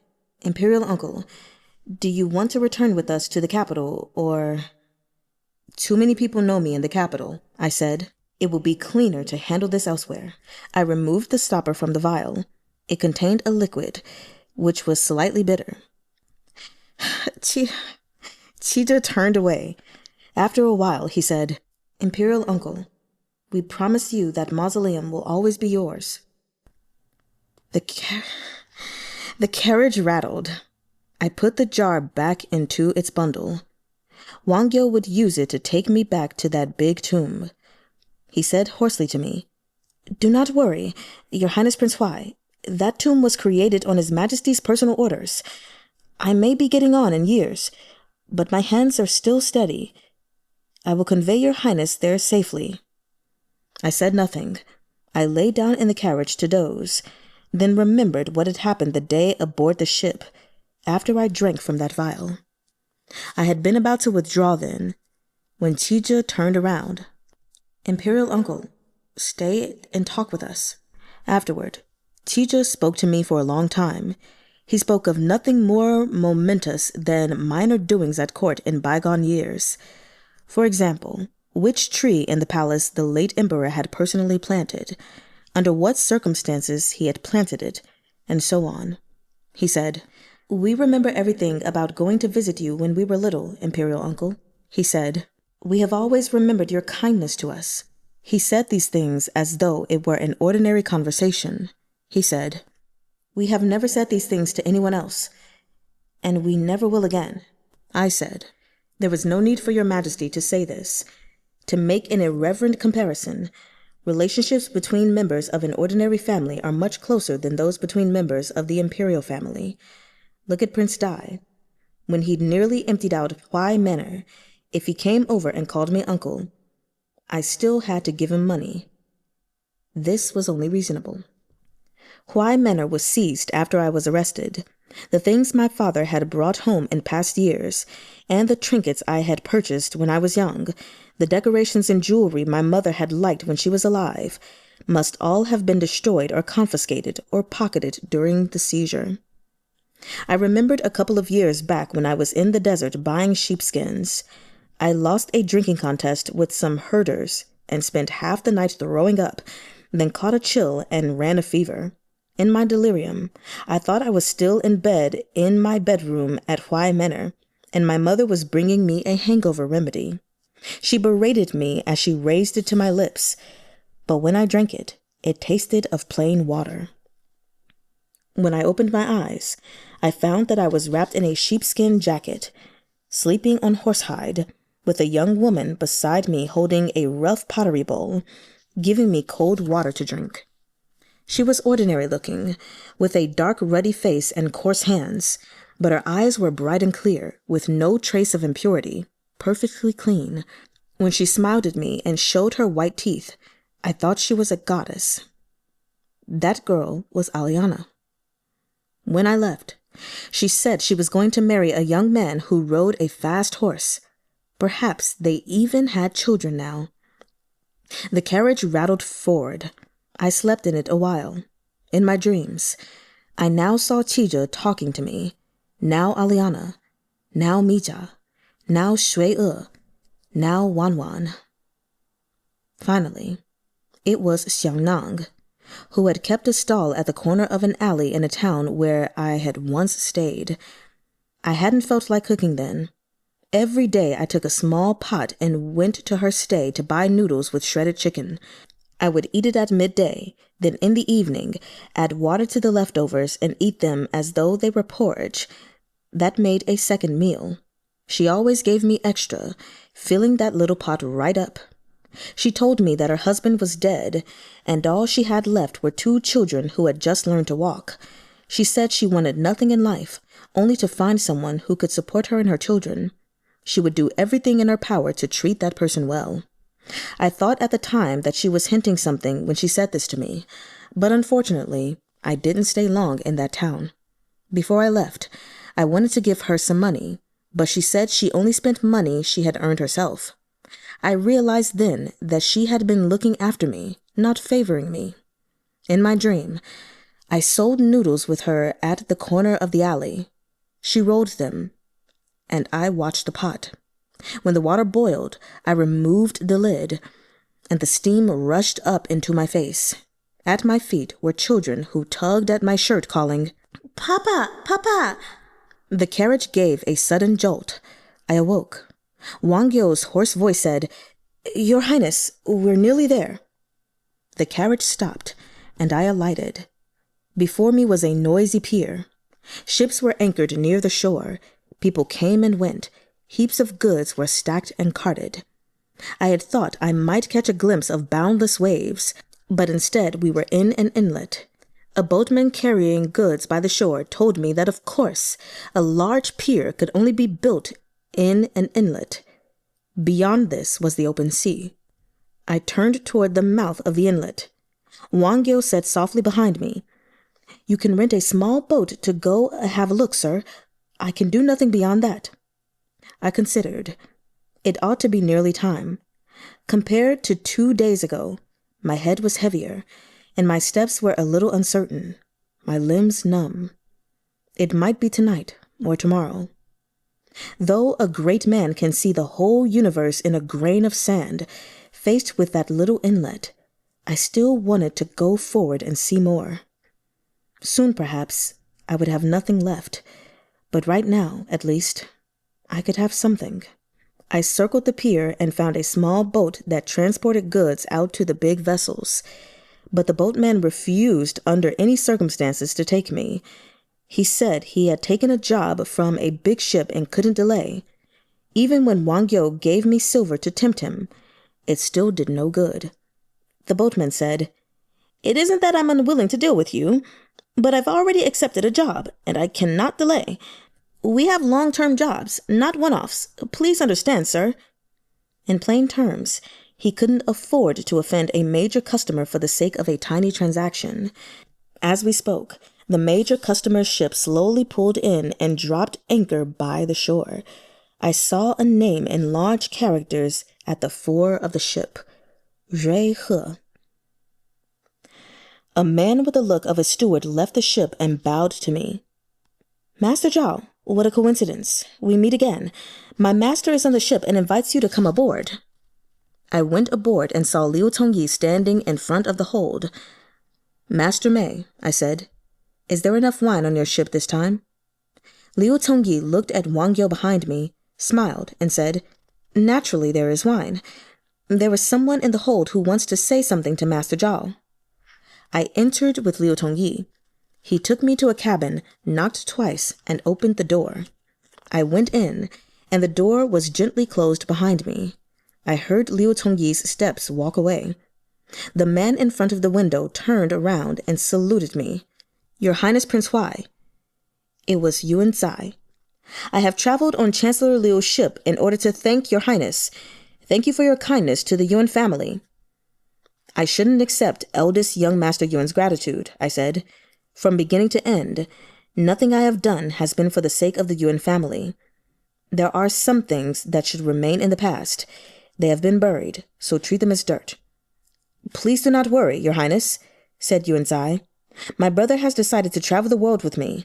Henceforth, there will be no Yuan family. I only wish to be a law-abiding merchant. Where there have been no entanglements or quarrels before, there will be none now. My brother has already accepted the situation, but he feels truly guilty that your Highness has been forced to live abroad from now on." "My situation has nothing to do with that," I said. "This is how government works." For the Imperial family, power and benefit had always been the greatest import. Familial affection was extraneous. Jow Tseye said to me, "Oh yes, my brother asked me to say some things to your Highness. First, to ask your Highness to rest easy. Second, to say that he himself does not know the answer to the question you asked him that day. At first it was false, And while the falsehood became true, in the end, it was still false. I said, "Then please convey a message for me, eldest young Master Yuan. I have always loved him very much, and whether he is Yun Yu or little young Master Wan, I hope he takes good care of himself." Yuan Tseye bowed to me, then left the cabin. I stood in the room alone, an icy chill spreading from my heart, as in the snow over a decade. As I lifted my Imperial nephews one by one to pick plum blossoms and was about to pick up the last child, one of the palace eunuchs said to me, "Your Highness, this is Chancellor Yuan's son, not a prince." I could no longer recall what that child had looked like, but that event had been firmly fixed in his memory. "You broke off a plum blossom branch and gave it to me then. I ought to prostrate myself in gratitude. Thank you, Your Highness. Clearly, I am the same as them." A while later, Liu Tongyi opened the door and came in, then shut the door. "The servants are preparing a boat. Master Wan is about to leave." He put the bundle in his hands on the table and continued, "There will be 6 boatmen aboard to take Master Wan to a ship." Liu Tongyi shifted a potted tree on a shelf beside the window, and a hole opened unexpectedly in the wall, revealing a narrow passage. "If you leave by this passage, you'll reach the place where the boatmen are gathering." I looked at him. "How are you planning to deal with Wang Yo?" "There are always ways," said Liu Tongyi with perfect composure. "Don't worry." I looked at him again, picked up the bundle, went to the hole, dropped the bundle into the passage, rotated the potted tree, closed the hole, and grabbed his arms. "Since there is wine on your ship, can you drink a few cups with me?" Liu Tongyi looked at me with his brow tightly furrowed. "Your Highness Prince Huai, time is short. If you do not go now—" "Why should I go?" I said. "I want Zhao Cai to keep me company." Liu Tongyi's arms went rigid. I half-dragged him out the door. Wang Yo scurried up to the end of the passage. I pulled Liu Tongyi right past him. "Eunuch Wang, I am going to drink a few cups with Lord Liu. Why don't you rest in your room for now?" Wang Yo assented behind me. When we reached the hall, I stopped. "Oh yes, Master Mei, where would it be suitable for us to drink?" Liu Tongyi looked at me with a stiff expression, called over a servant, gave him some instructions, and said to me, "This way." Liu Tongyi took me to a quiet, out-of-the-way little room. The servant first brought wine, then a little later brought food. I drank cup after cup as I asked Liu Tongyi, "Why did you come here?" There was a cup of wine in front of Liu Tongyi. No matter what I said to him, he would only take a few sips. "I just happened to be passing by." I laughed. "You even brought eldest young Master Yuan. How did that just happen?" Coolly, Liu Tongyi said, "Master Wan happened to want to come, and I happened to bring him." I laughed again and kept drinking. Unnoticed, the sky darkened. Stumbling a little, I took a trip to the latrine. When I returned to the room, I was just about to continue when Liu Tongyi leapt to his feet, went to the wall, wrapped his arms around a vase and twisted it. Again, a hole opened in the wall. I looked at him, slightly aghast.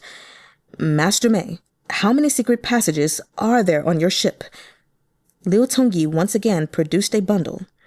"Your Highness Prince Huai, leave now while it's dark. Eunuch Wang is asleep. You need not worry." I put down my cup and stared at him. "Then what will you do? When Wang Yo wakes up, how are you going to explain yourself?" Still cool, Liu Tongyi said, "Please do not worry, Your Highness. Naturally, I have a means to extricate myself." I wanted to laugh a little. The pain behind my left ribs was growing stronger, and there was a sour taste in my mouth. I swayed on my feet and walked up to him. Liu Tongyi put the bundle into my hands. I grabbed his hands, stumbled, and inadvertently fell into him. Liu Tongyi's body went rigid again. I whispered in his ear, "It's no use. You understand His Majesty's tactics. That day he summoned me to see him alone. He gave me a drug. My life ends tonight." Liu Tongyi's body was warm.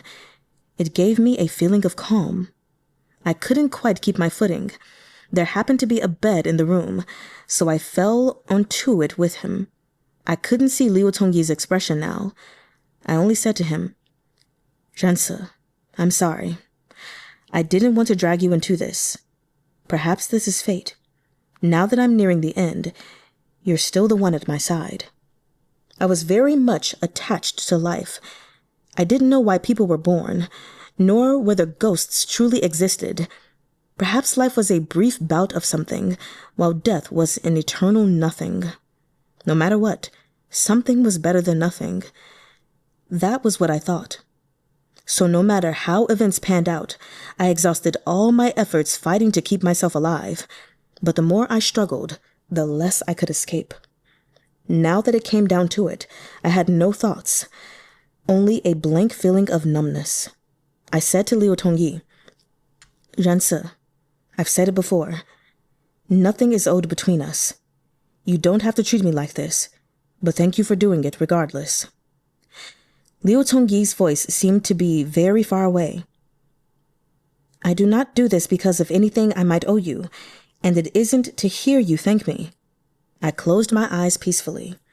My whole life was worth it to hear these words. "Liu Tongyi, if there should be... I thought about it and said nothing. Forget the ifs.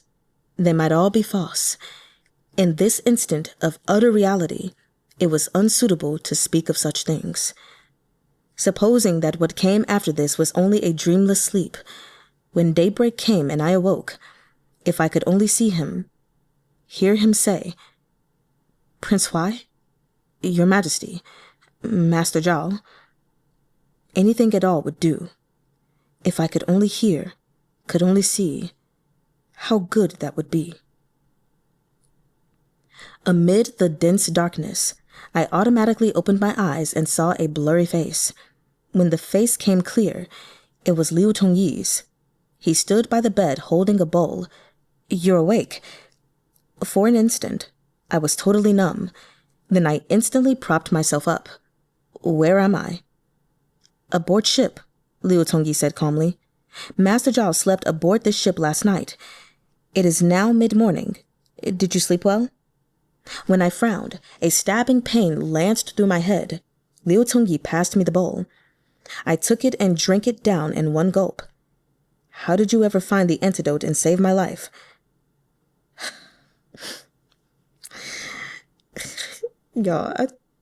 Okay. Besides which, this antidote was quite pleasant, sweet, like swan mei tang flavored with osmanthus. "This is swan mei tang, a hangover cure," said Liu Tongyi. "Master Zhao wasn't poisoned. Why would you need an antidote?" "What?" My head ached even more fiercely. I opened my mouth. Liu Tongyi passed me a handkerchief, then a letter. I took the handkerchief and wiped my mouth. Then I took the letter. There was writing on the envelope. "For Uncle. Private." It was Chee-juh's handwriting. Liu Tongyi turned away, holding the empty bowl. "Eunuch Wang left before daylight. He left me this letter to give to you." I heard Liu Tongyi's steps recede into the distance and the door close. Then I tore open the letter. There was no address, no signature, only a single line. "I have always trusted you, Uncle, but you have never trusted me." Oh, shit. Okay, I can't hold it back anymore. Oh, fuck. Oh, my God.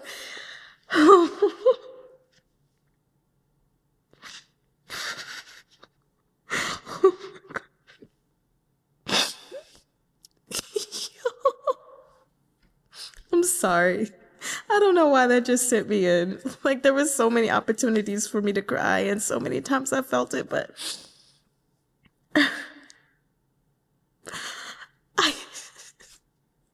I hate this book. Why is it? I just feel so dreadful. Oh my God. It's just the stir of emotions. Oh my God. What? Okay. Give me a minute. Approaching noon, the sun was resplendent.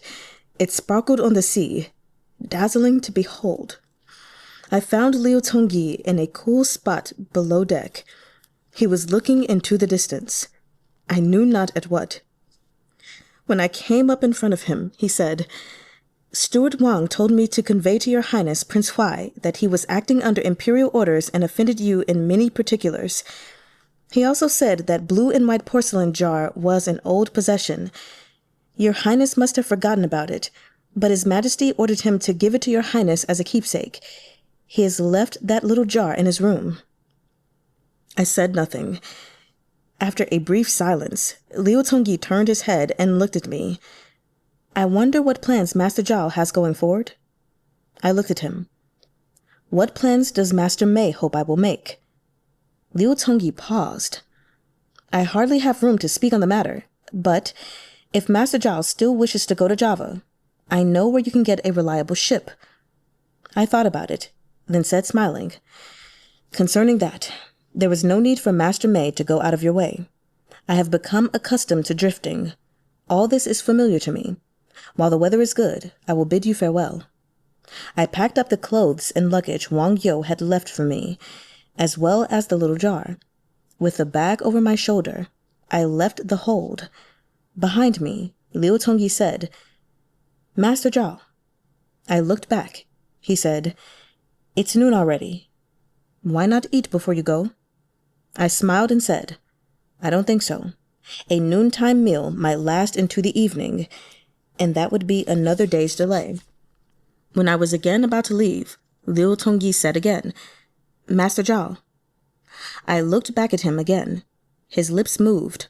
Finally, all he said was, "Take care." "Take care, Master Mei," I said. "The world is wide. We may meet again."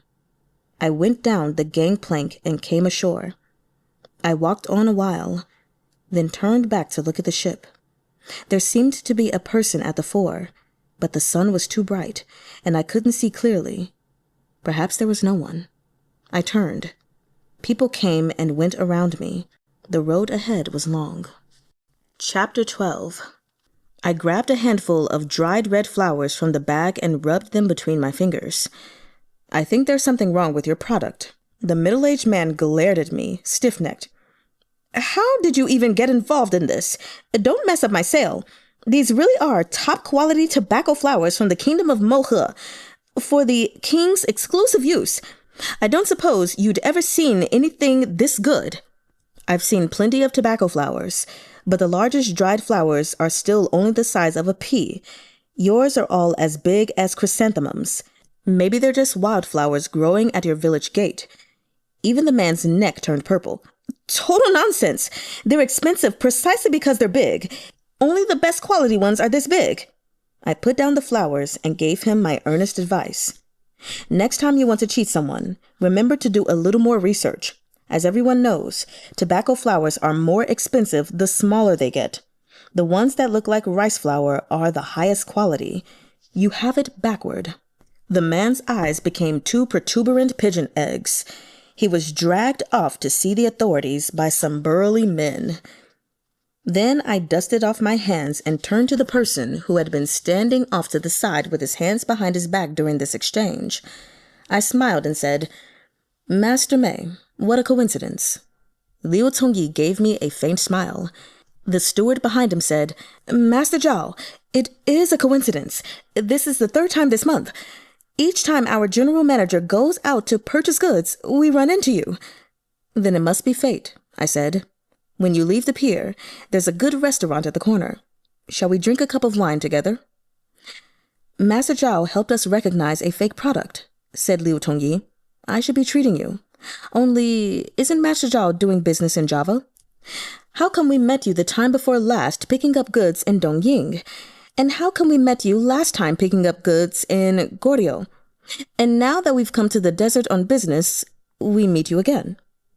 I waved a hand and said, "Well, I haven't had much to do. Perhaps, Master Mei, this Java is a little place, like a pellet. Nothing there but coconut palms.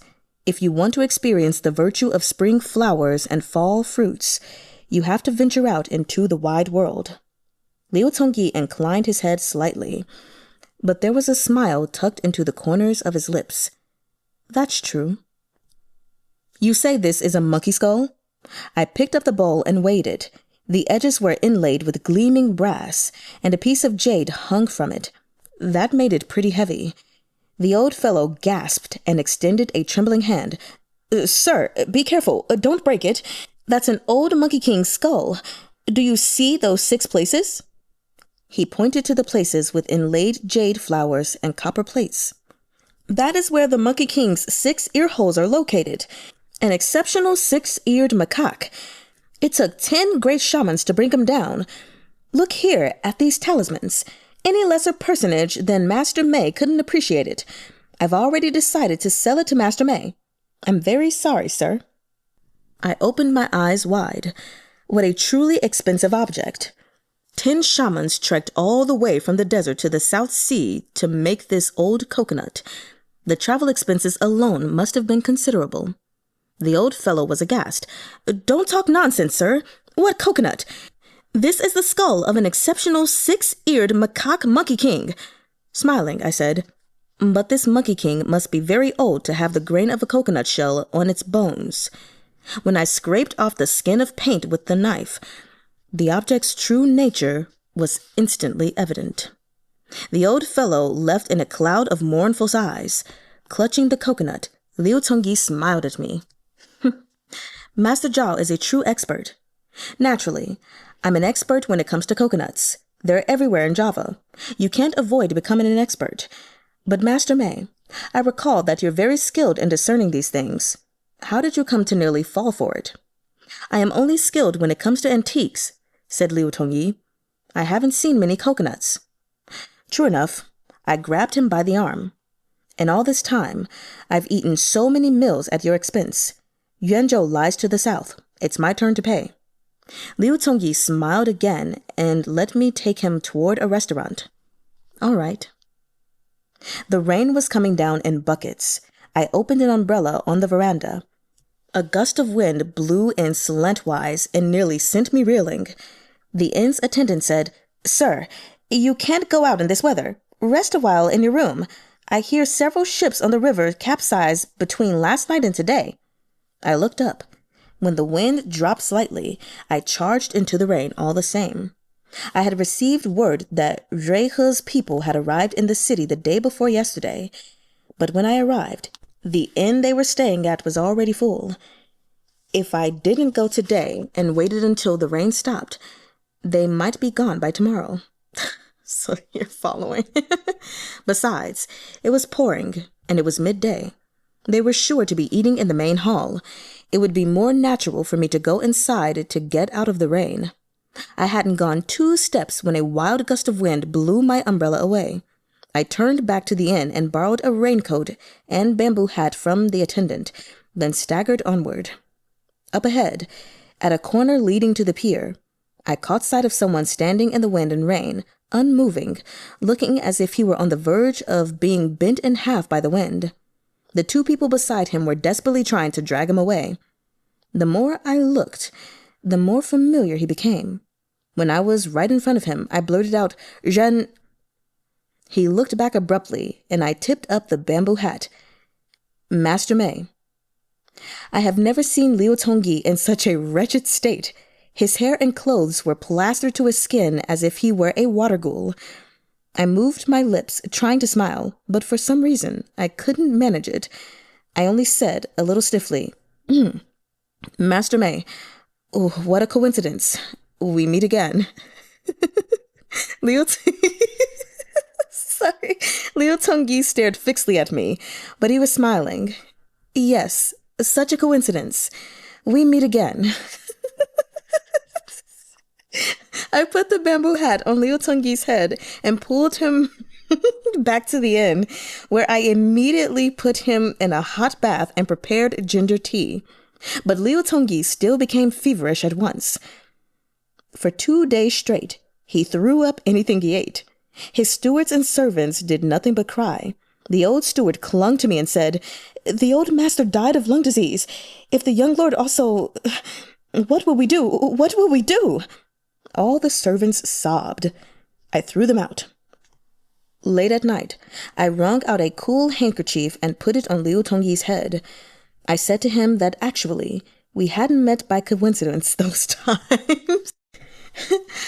I had gone to Java, stayed there for a month, looking at the coconuts and the trees full of monkeys. I had felt an unbearable emptiness. I felt I had no place to settle. At my age, all prior entanglements, whether true or counterfeit, were as transient as clouds. But there was one person who, when I had nothing to my name, I could trust, could rely on, who made me feel at peace, who kept me company. Only that was real. That person could only be Liu Tongyi. Whether he was Chancellor Liu at court, Mei Yong managing Rui He, or the owner of that little house in Jinsai Alley.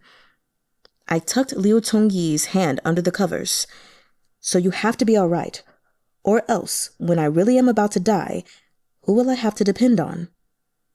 I was just about to get up to check on the medicine pot when I heard a weak voice. "Don't come to me again. You've scared me 3 times. I've had enough." I wiped my nose and drank the cold medicine, then heard 2 knocks on the door. Liu Tongyi's steward scurried in and said, "Master Zhao, our general manager can move around now. He'd like to invite Master Zhao to have lunch with him." Lunch was very plain, because I still had a cold, and Liu Tongyi had only just recovered from his illness. Apart from a dish of milk-white fish soup, the table was covered in greens and root vegetables. We couldn't even have rice wine. After this uninspiring meal, I was really in no mood for tea. With nothing to sweeten the palate, I tasted only bland bitterness. I put a hand over my teacup and said to Liu Tongyi, "Oh yes, Master Mei, there's something I'd like to ask your help with." Liu Tongyi stopped in the process of pouring tea. "Please go ahead, Master Zhao." "It's like this," I said. "A little while ago, I lost some money on a deal, so..." Liu Tongyi put down the teapot and looked at me. I continued, "I'm not asking to borrow money. I wanted to ask, does Rui He have an opening? For an assistant manager, or a steward, or something. Your business keeps getting bigger. There's a lot to do. You'll need some more people to help out. Anyway..." Liu Tongyi kept looking at me. I met his gaze and smiled. "Zhao, how much longer are you and I going to keep going in circles like this?" Liu Tongyi smiled. "I don't want to circle anymore. You're the one who keeps circling." 10 years later, the 5th month came again, and Zhao and I went to sea to purchase goods. We returned in autumn. As soon as we came home, Steward Li informed us that an urgent dispatch had arrived from the capital. It had been waiting at the house for half a month and was addressed to me by full name. Since coming ashore, Zhao and I had seen some strange indications along the way and heard some remarks. As soon as I saw that envelope, my heart went cold. It was Chitan's handwriting. I hastily tore open the letter. Only a few words were written there, but they turned my limbs to ice. "Uncle, His Majesty is gravely ill. He wants to see you." I raced the whole way on horseback. As I arrived outside the capital, I saw the city guard dressed in indigo and raising mourning streamers. My vision went black, and I knew nothing more. Fine autumn rain fell, soaking the earth. The leaves among the mountains were a striking field of red. I dug the soil and buried that little blue and white porcelain jar beside the tablet, which was inscribed, "Tablet of sagacious benevolence and divine merit for great Yong's Emperor Dezong." I only remembered that my nephew Qizhe had been no eternal majesty, and he hadn't been called Dezong. He had just been a somewhat shy, awkward child. For those born into the Imperial family, there were many rules. You could not play very much, nor eat very much for the sake of propriety and dignity, so a child of 10 would never have seen laba garlic. Footnote number 16. The Lapa festival is celebrated on the 8th day of the last month of the Chinese calendar and marks the beginning of the New Year period. Vinegar-soaked garlic, called lapa garlic, is traditionally eaten during the festival, especially in northern China. At the time, it had been the last month of the year, and whatever the Empress Dowager might have been thinking, she had sent the crown prince to Huai Manor. Naturally, Teton, Tifei, and the other natural disasters were there as well. It was yet another day of great unrest in our household. I snatched a moment's peace to sit in the little hall. My mother happened to tell me that the kitchen had just finished making fresh lapa garlic, and I had some brought to me. I was just about to sample it when the crown prince, who had just entered the room, shouted, "Stop!" He swept his sleeve over the table, and the small dish containing the garlic crashed to the ground and shattered. The servants in the hall were all scared right to their knees. Qizhe looked up at me and said sternly, "The garlic has turned green and must be rank with poison. Why would you still eat it?" I stared at him, then laughed. The servants in the hall, as well as my mother, who had come running at the noise, also laughed. The crown prince hasn't eaten lapa garlic before. It's only during the last month of the year, around the Lapa festival, that this kind of garlic can be pickled. I had more brought and ate it then and there to show him. A maid said, smiling, "The crown prince's health is precious, so naturally he hasn't seen a common food like this." A rare flush appeared on Qizhe's face. Looking stern, he said, "I do not often eat things in the nature of chives and garlic." Presumably, there was a concern that they would cause bad breath or flatulence, which could be indecorous. I ate a clove and saw Chee-juh constantly staring at the dish. Since there was a rule against it, I did not dare give the crown prince a lapa garlic to eat, so I asked for it to be carried away. But when the maid bent to pick it up, Chee-juh said, "Hold." The maid drew back her hands. Chee-juh walked over to the table. With a solemn expression, he said methodically, "I must know more about the ways of the common people in order to experience how they live." He snatched up a clove of lapa garlic and solemnly put it in his mouth. After that, at dinner, the princess ate half a dish of lapa garlic with her porridge, and Qizhe in particular ate a great deal, sending me and my mother into agonies lest he pickle himself. Finally, I had a container of lapa garlic brought out and some of its contents packed into a small blue and white porcelain jar, which I sent back with Qizhe to the palace, so the crown prince could further experience the life of the common people. That, at last, was the end of it. I patted the earth down firmly and stood. Teton said quietly, "Uncle, you cannot stay here long. As long as you keep him in your heart, the late emperor in heaven is sure to know." I turned. I seemed to hear someone behind me call out, "Chengjuan." I looked back. In this place where the bones of the Imperial family were buried, where would that first person to call my courtesy name come from?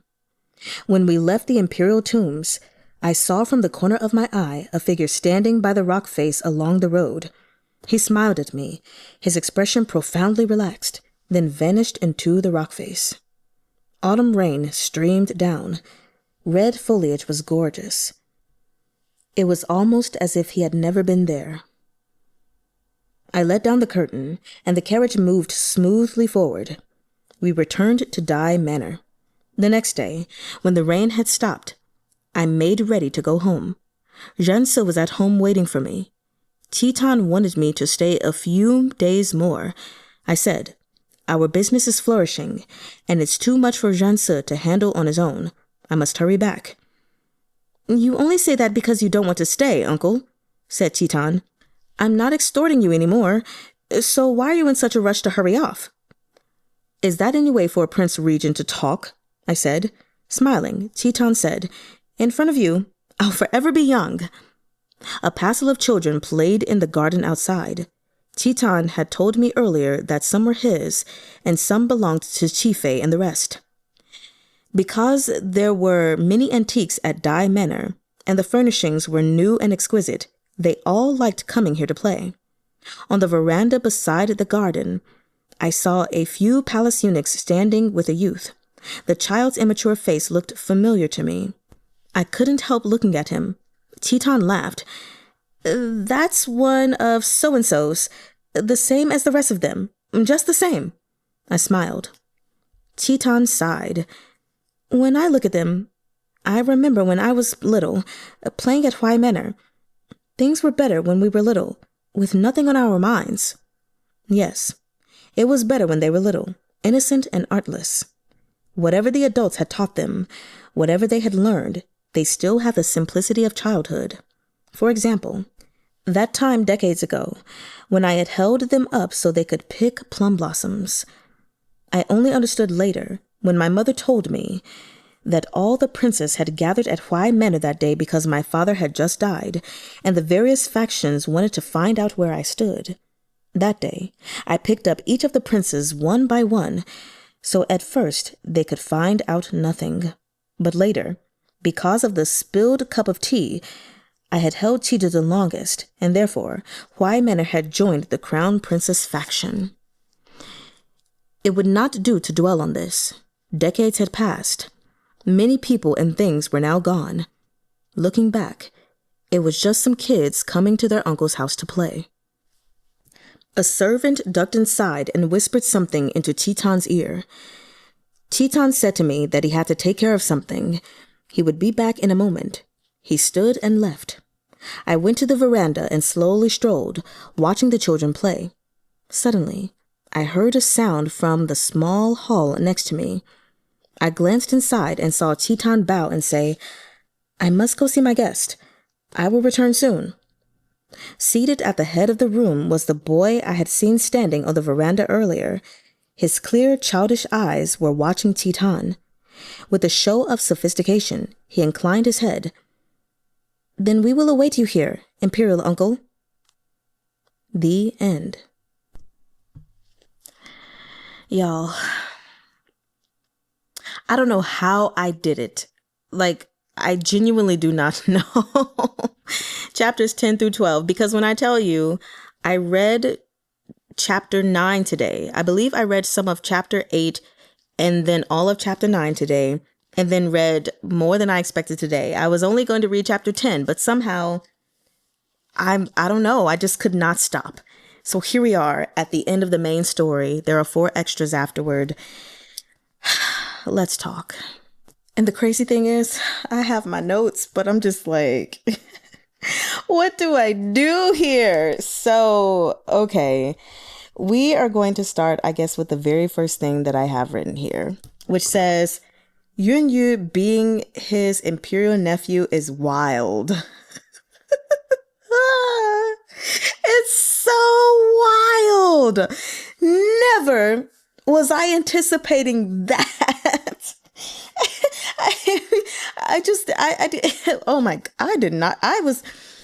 I'm sorry. I'm kind of flipping out a little bit because this story really had me going, y'all. Like one moment I was like, okay, well, Yun-yu's back in the picture.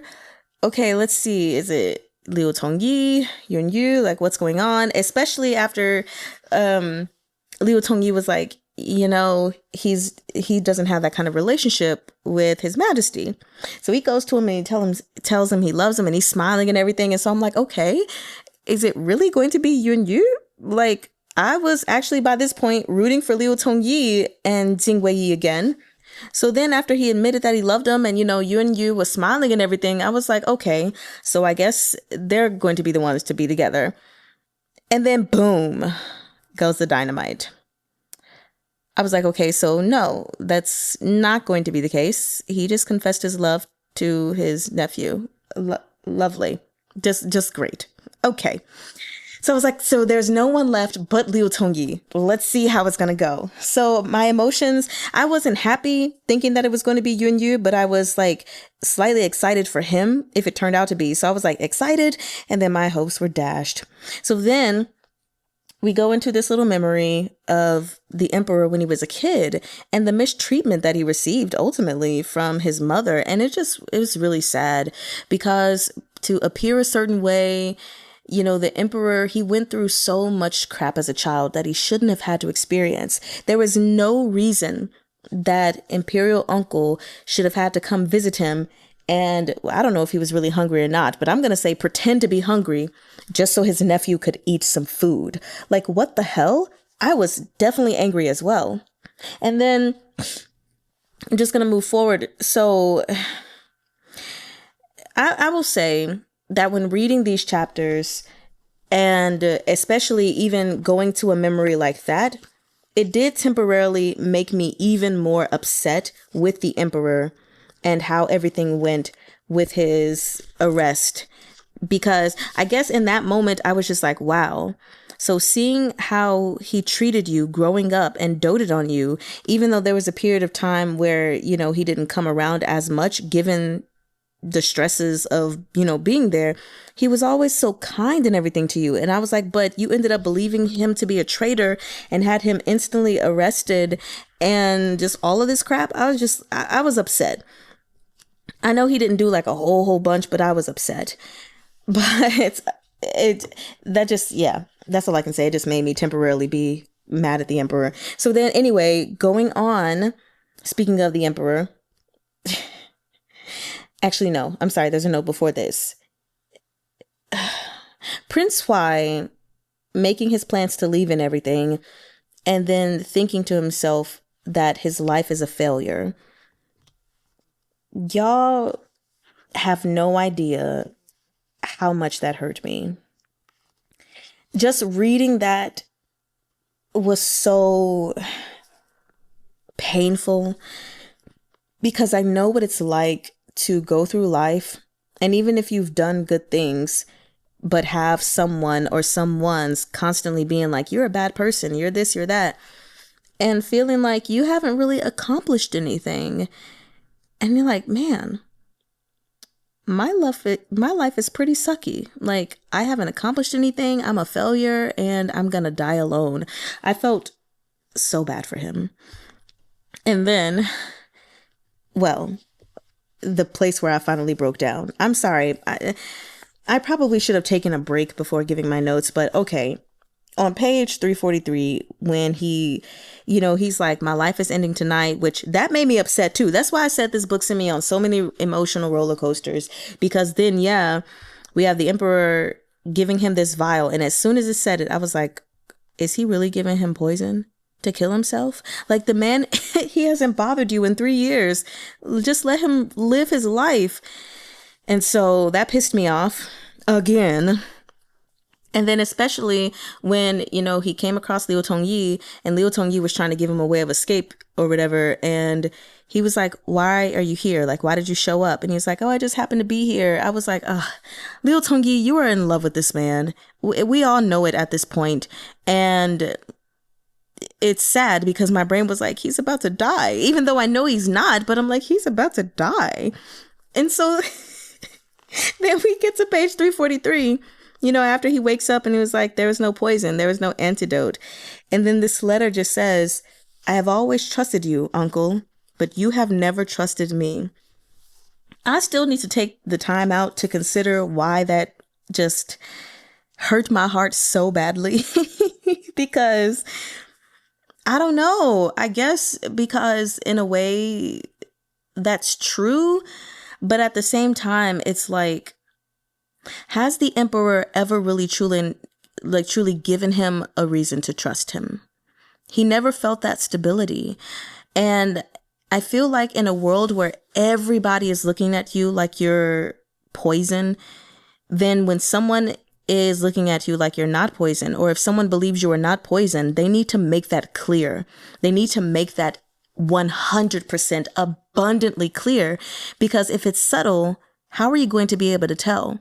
And I guess now I'm talking through it. I guess that's what made me sad, because it was like, even me in reading, I didn't trust the emperor. But when I think about it, I'm like, he didn't give me an opportunity to trust him. Where was it? He didn't even, I get it, he's the emperor, but he didn't even visit his uncle when he was in prison. And it's like, with everything that he has experienced from what people have said about him,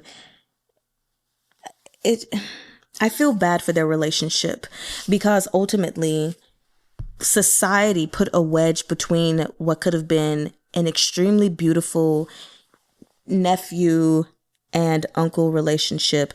The Empress Dowager put such a great wedge into that. And it's so sad because that's family, and if there's one thing or a group of people that you want to be close to, it's family. And when that doesn't work out, it hurts really, really bad. So now I guess I worked through it and I know why that line tore me apart. So then when we get to my next thing, after some time passes or whatever, then we just keep having these coincidental but not so coincidental meetings between, Master Zhao and Master Mei, if you will. And it was funny because I was like, these ain't coincidental. And then he's at the end and he's like, oh yeah, I heard that Master Mei was coming here. He heard that Zhuihe's ship was arriving. And so he went out to go there deliberately. I was like, yeah, so you've been going deliberately to see this man. And Liu Tongyi's steward or whatever, he's like, it's really a coincidence. Like, I don't know how this keeps happening. Well, it keeps happening because some former Prince Y uncle, Imperial uncle has been making it happen. And that was just so funny. But I will say that I was glad that, he was finally honest. And he said to Liu Tongyi while he was taking care of him and everything, he was like, I was out traveling and I just felt empty. I felt like I had no place to settle. He was being honest with himself. And he was just like, out of everything that has happened in this world, all the entanglements I've been in, there's only been one person that I could trust, that I could rely on, who's been there and makes me feel peaceful. And that is Liu Tongyi. That made my heart happy. And I needed that. I needed that. And I love that he was like, you have to be all right. Because when I really am about to die, like, who am I going to depend on? And so, yeah. Then,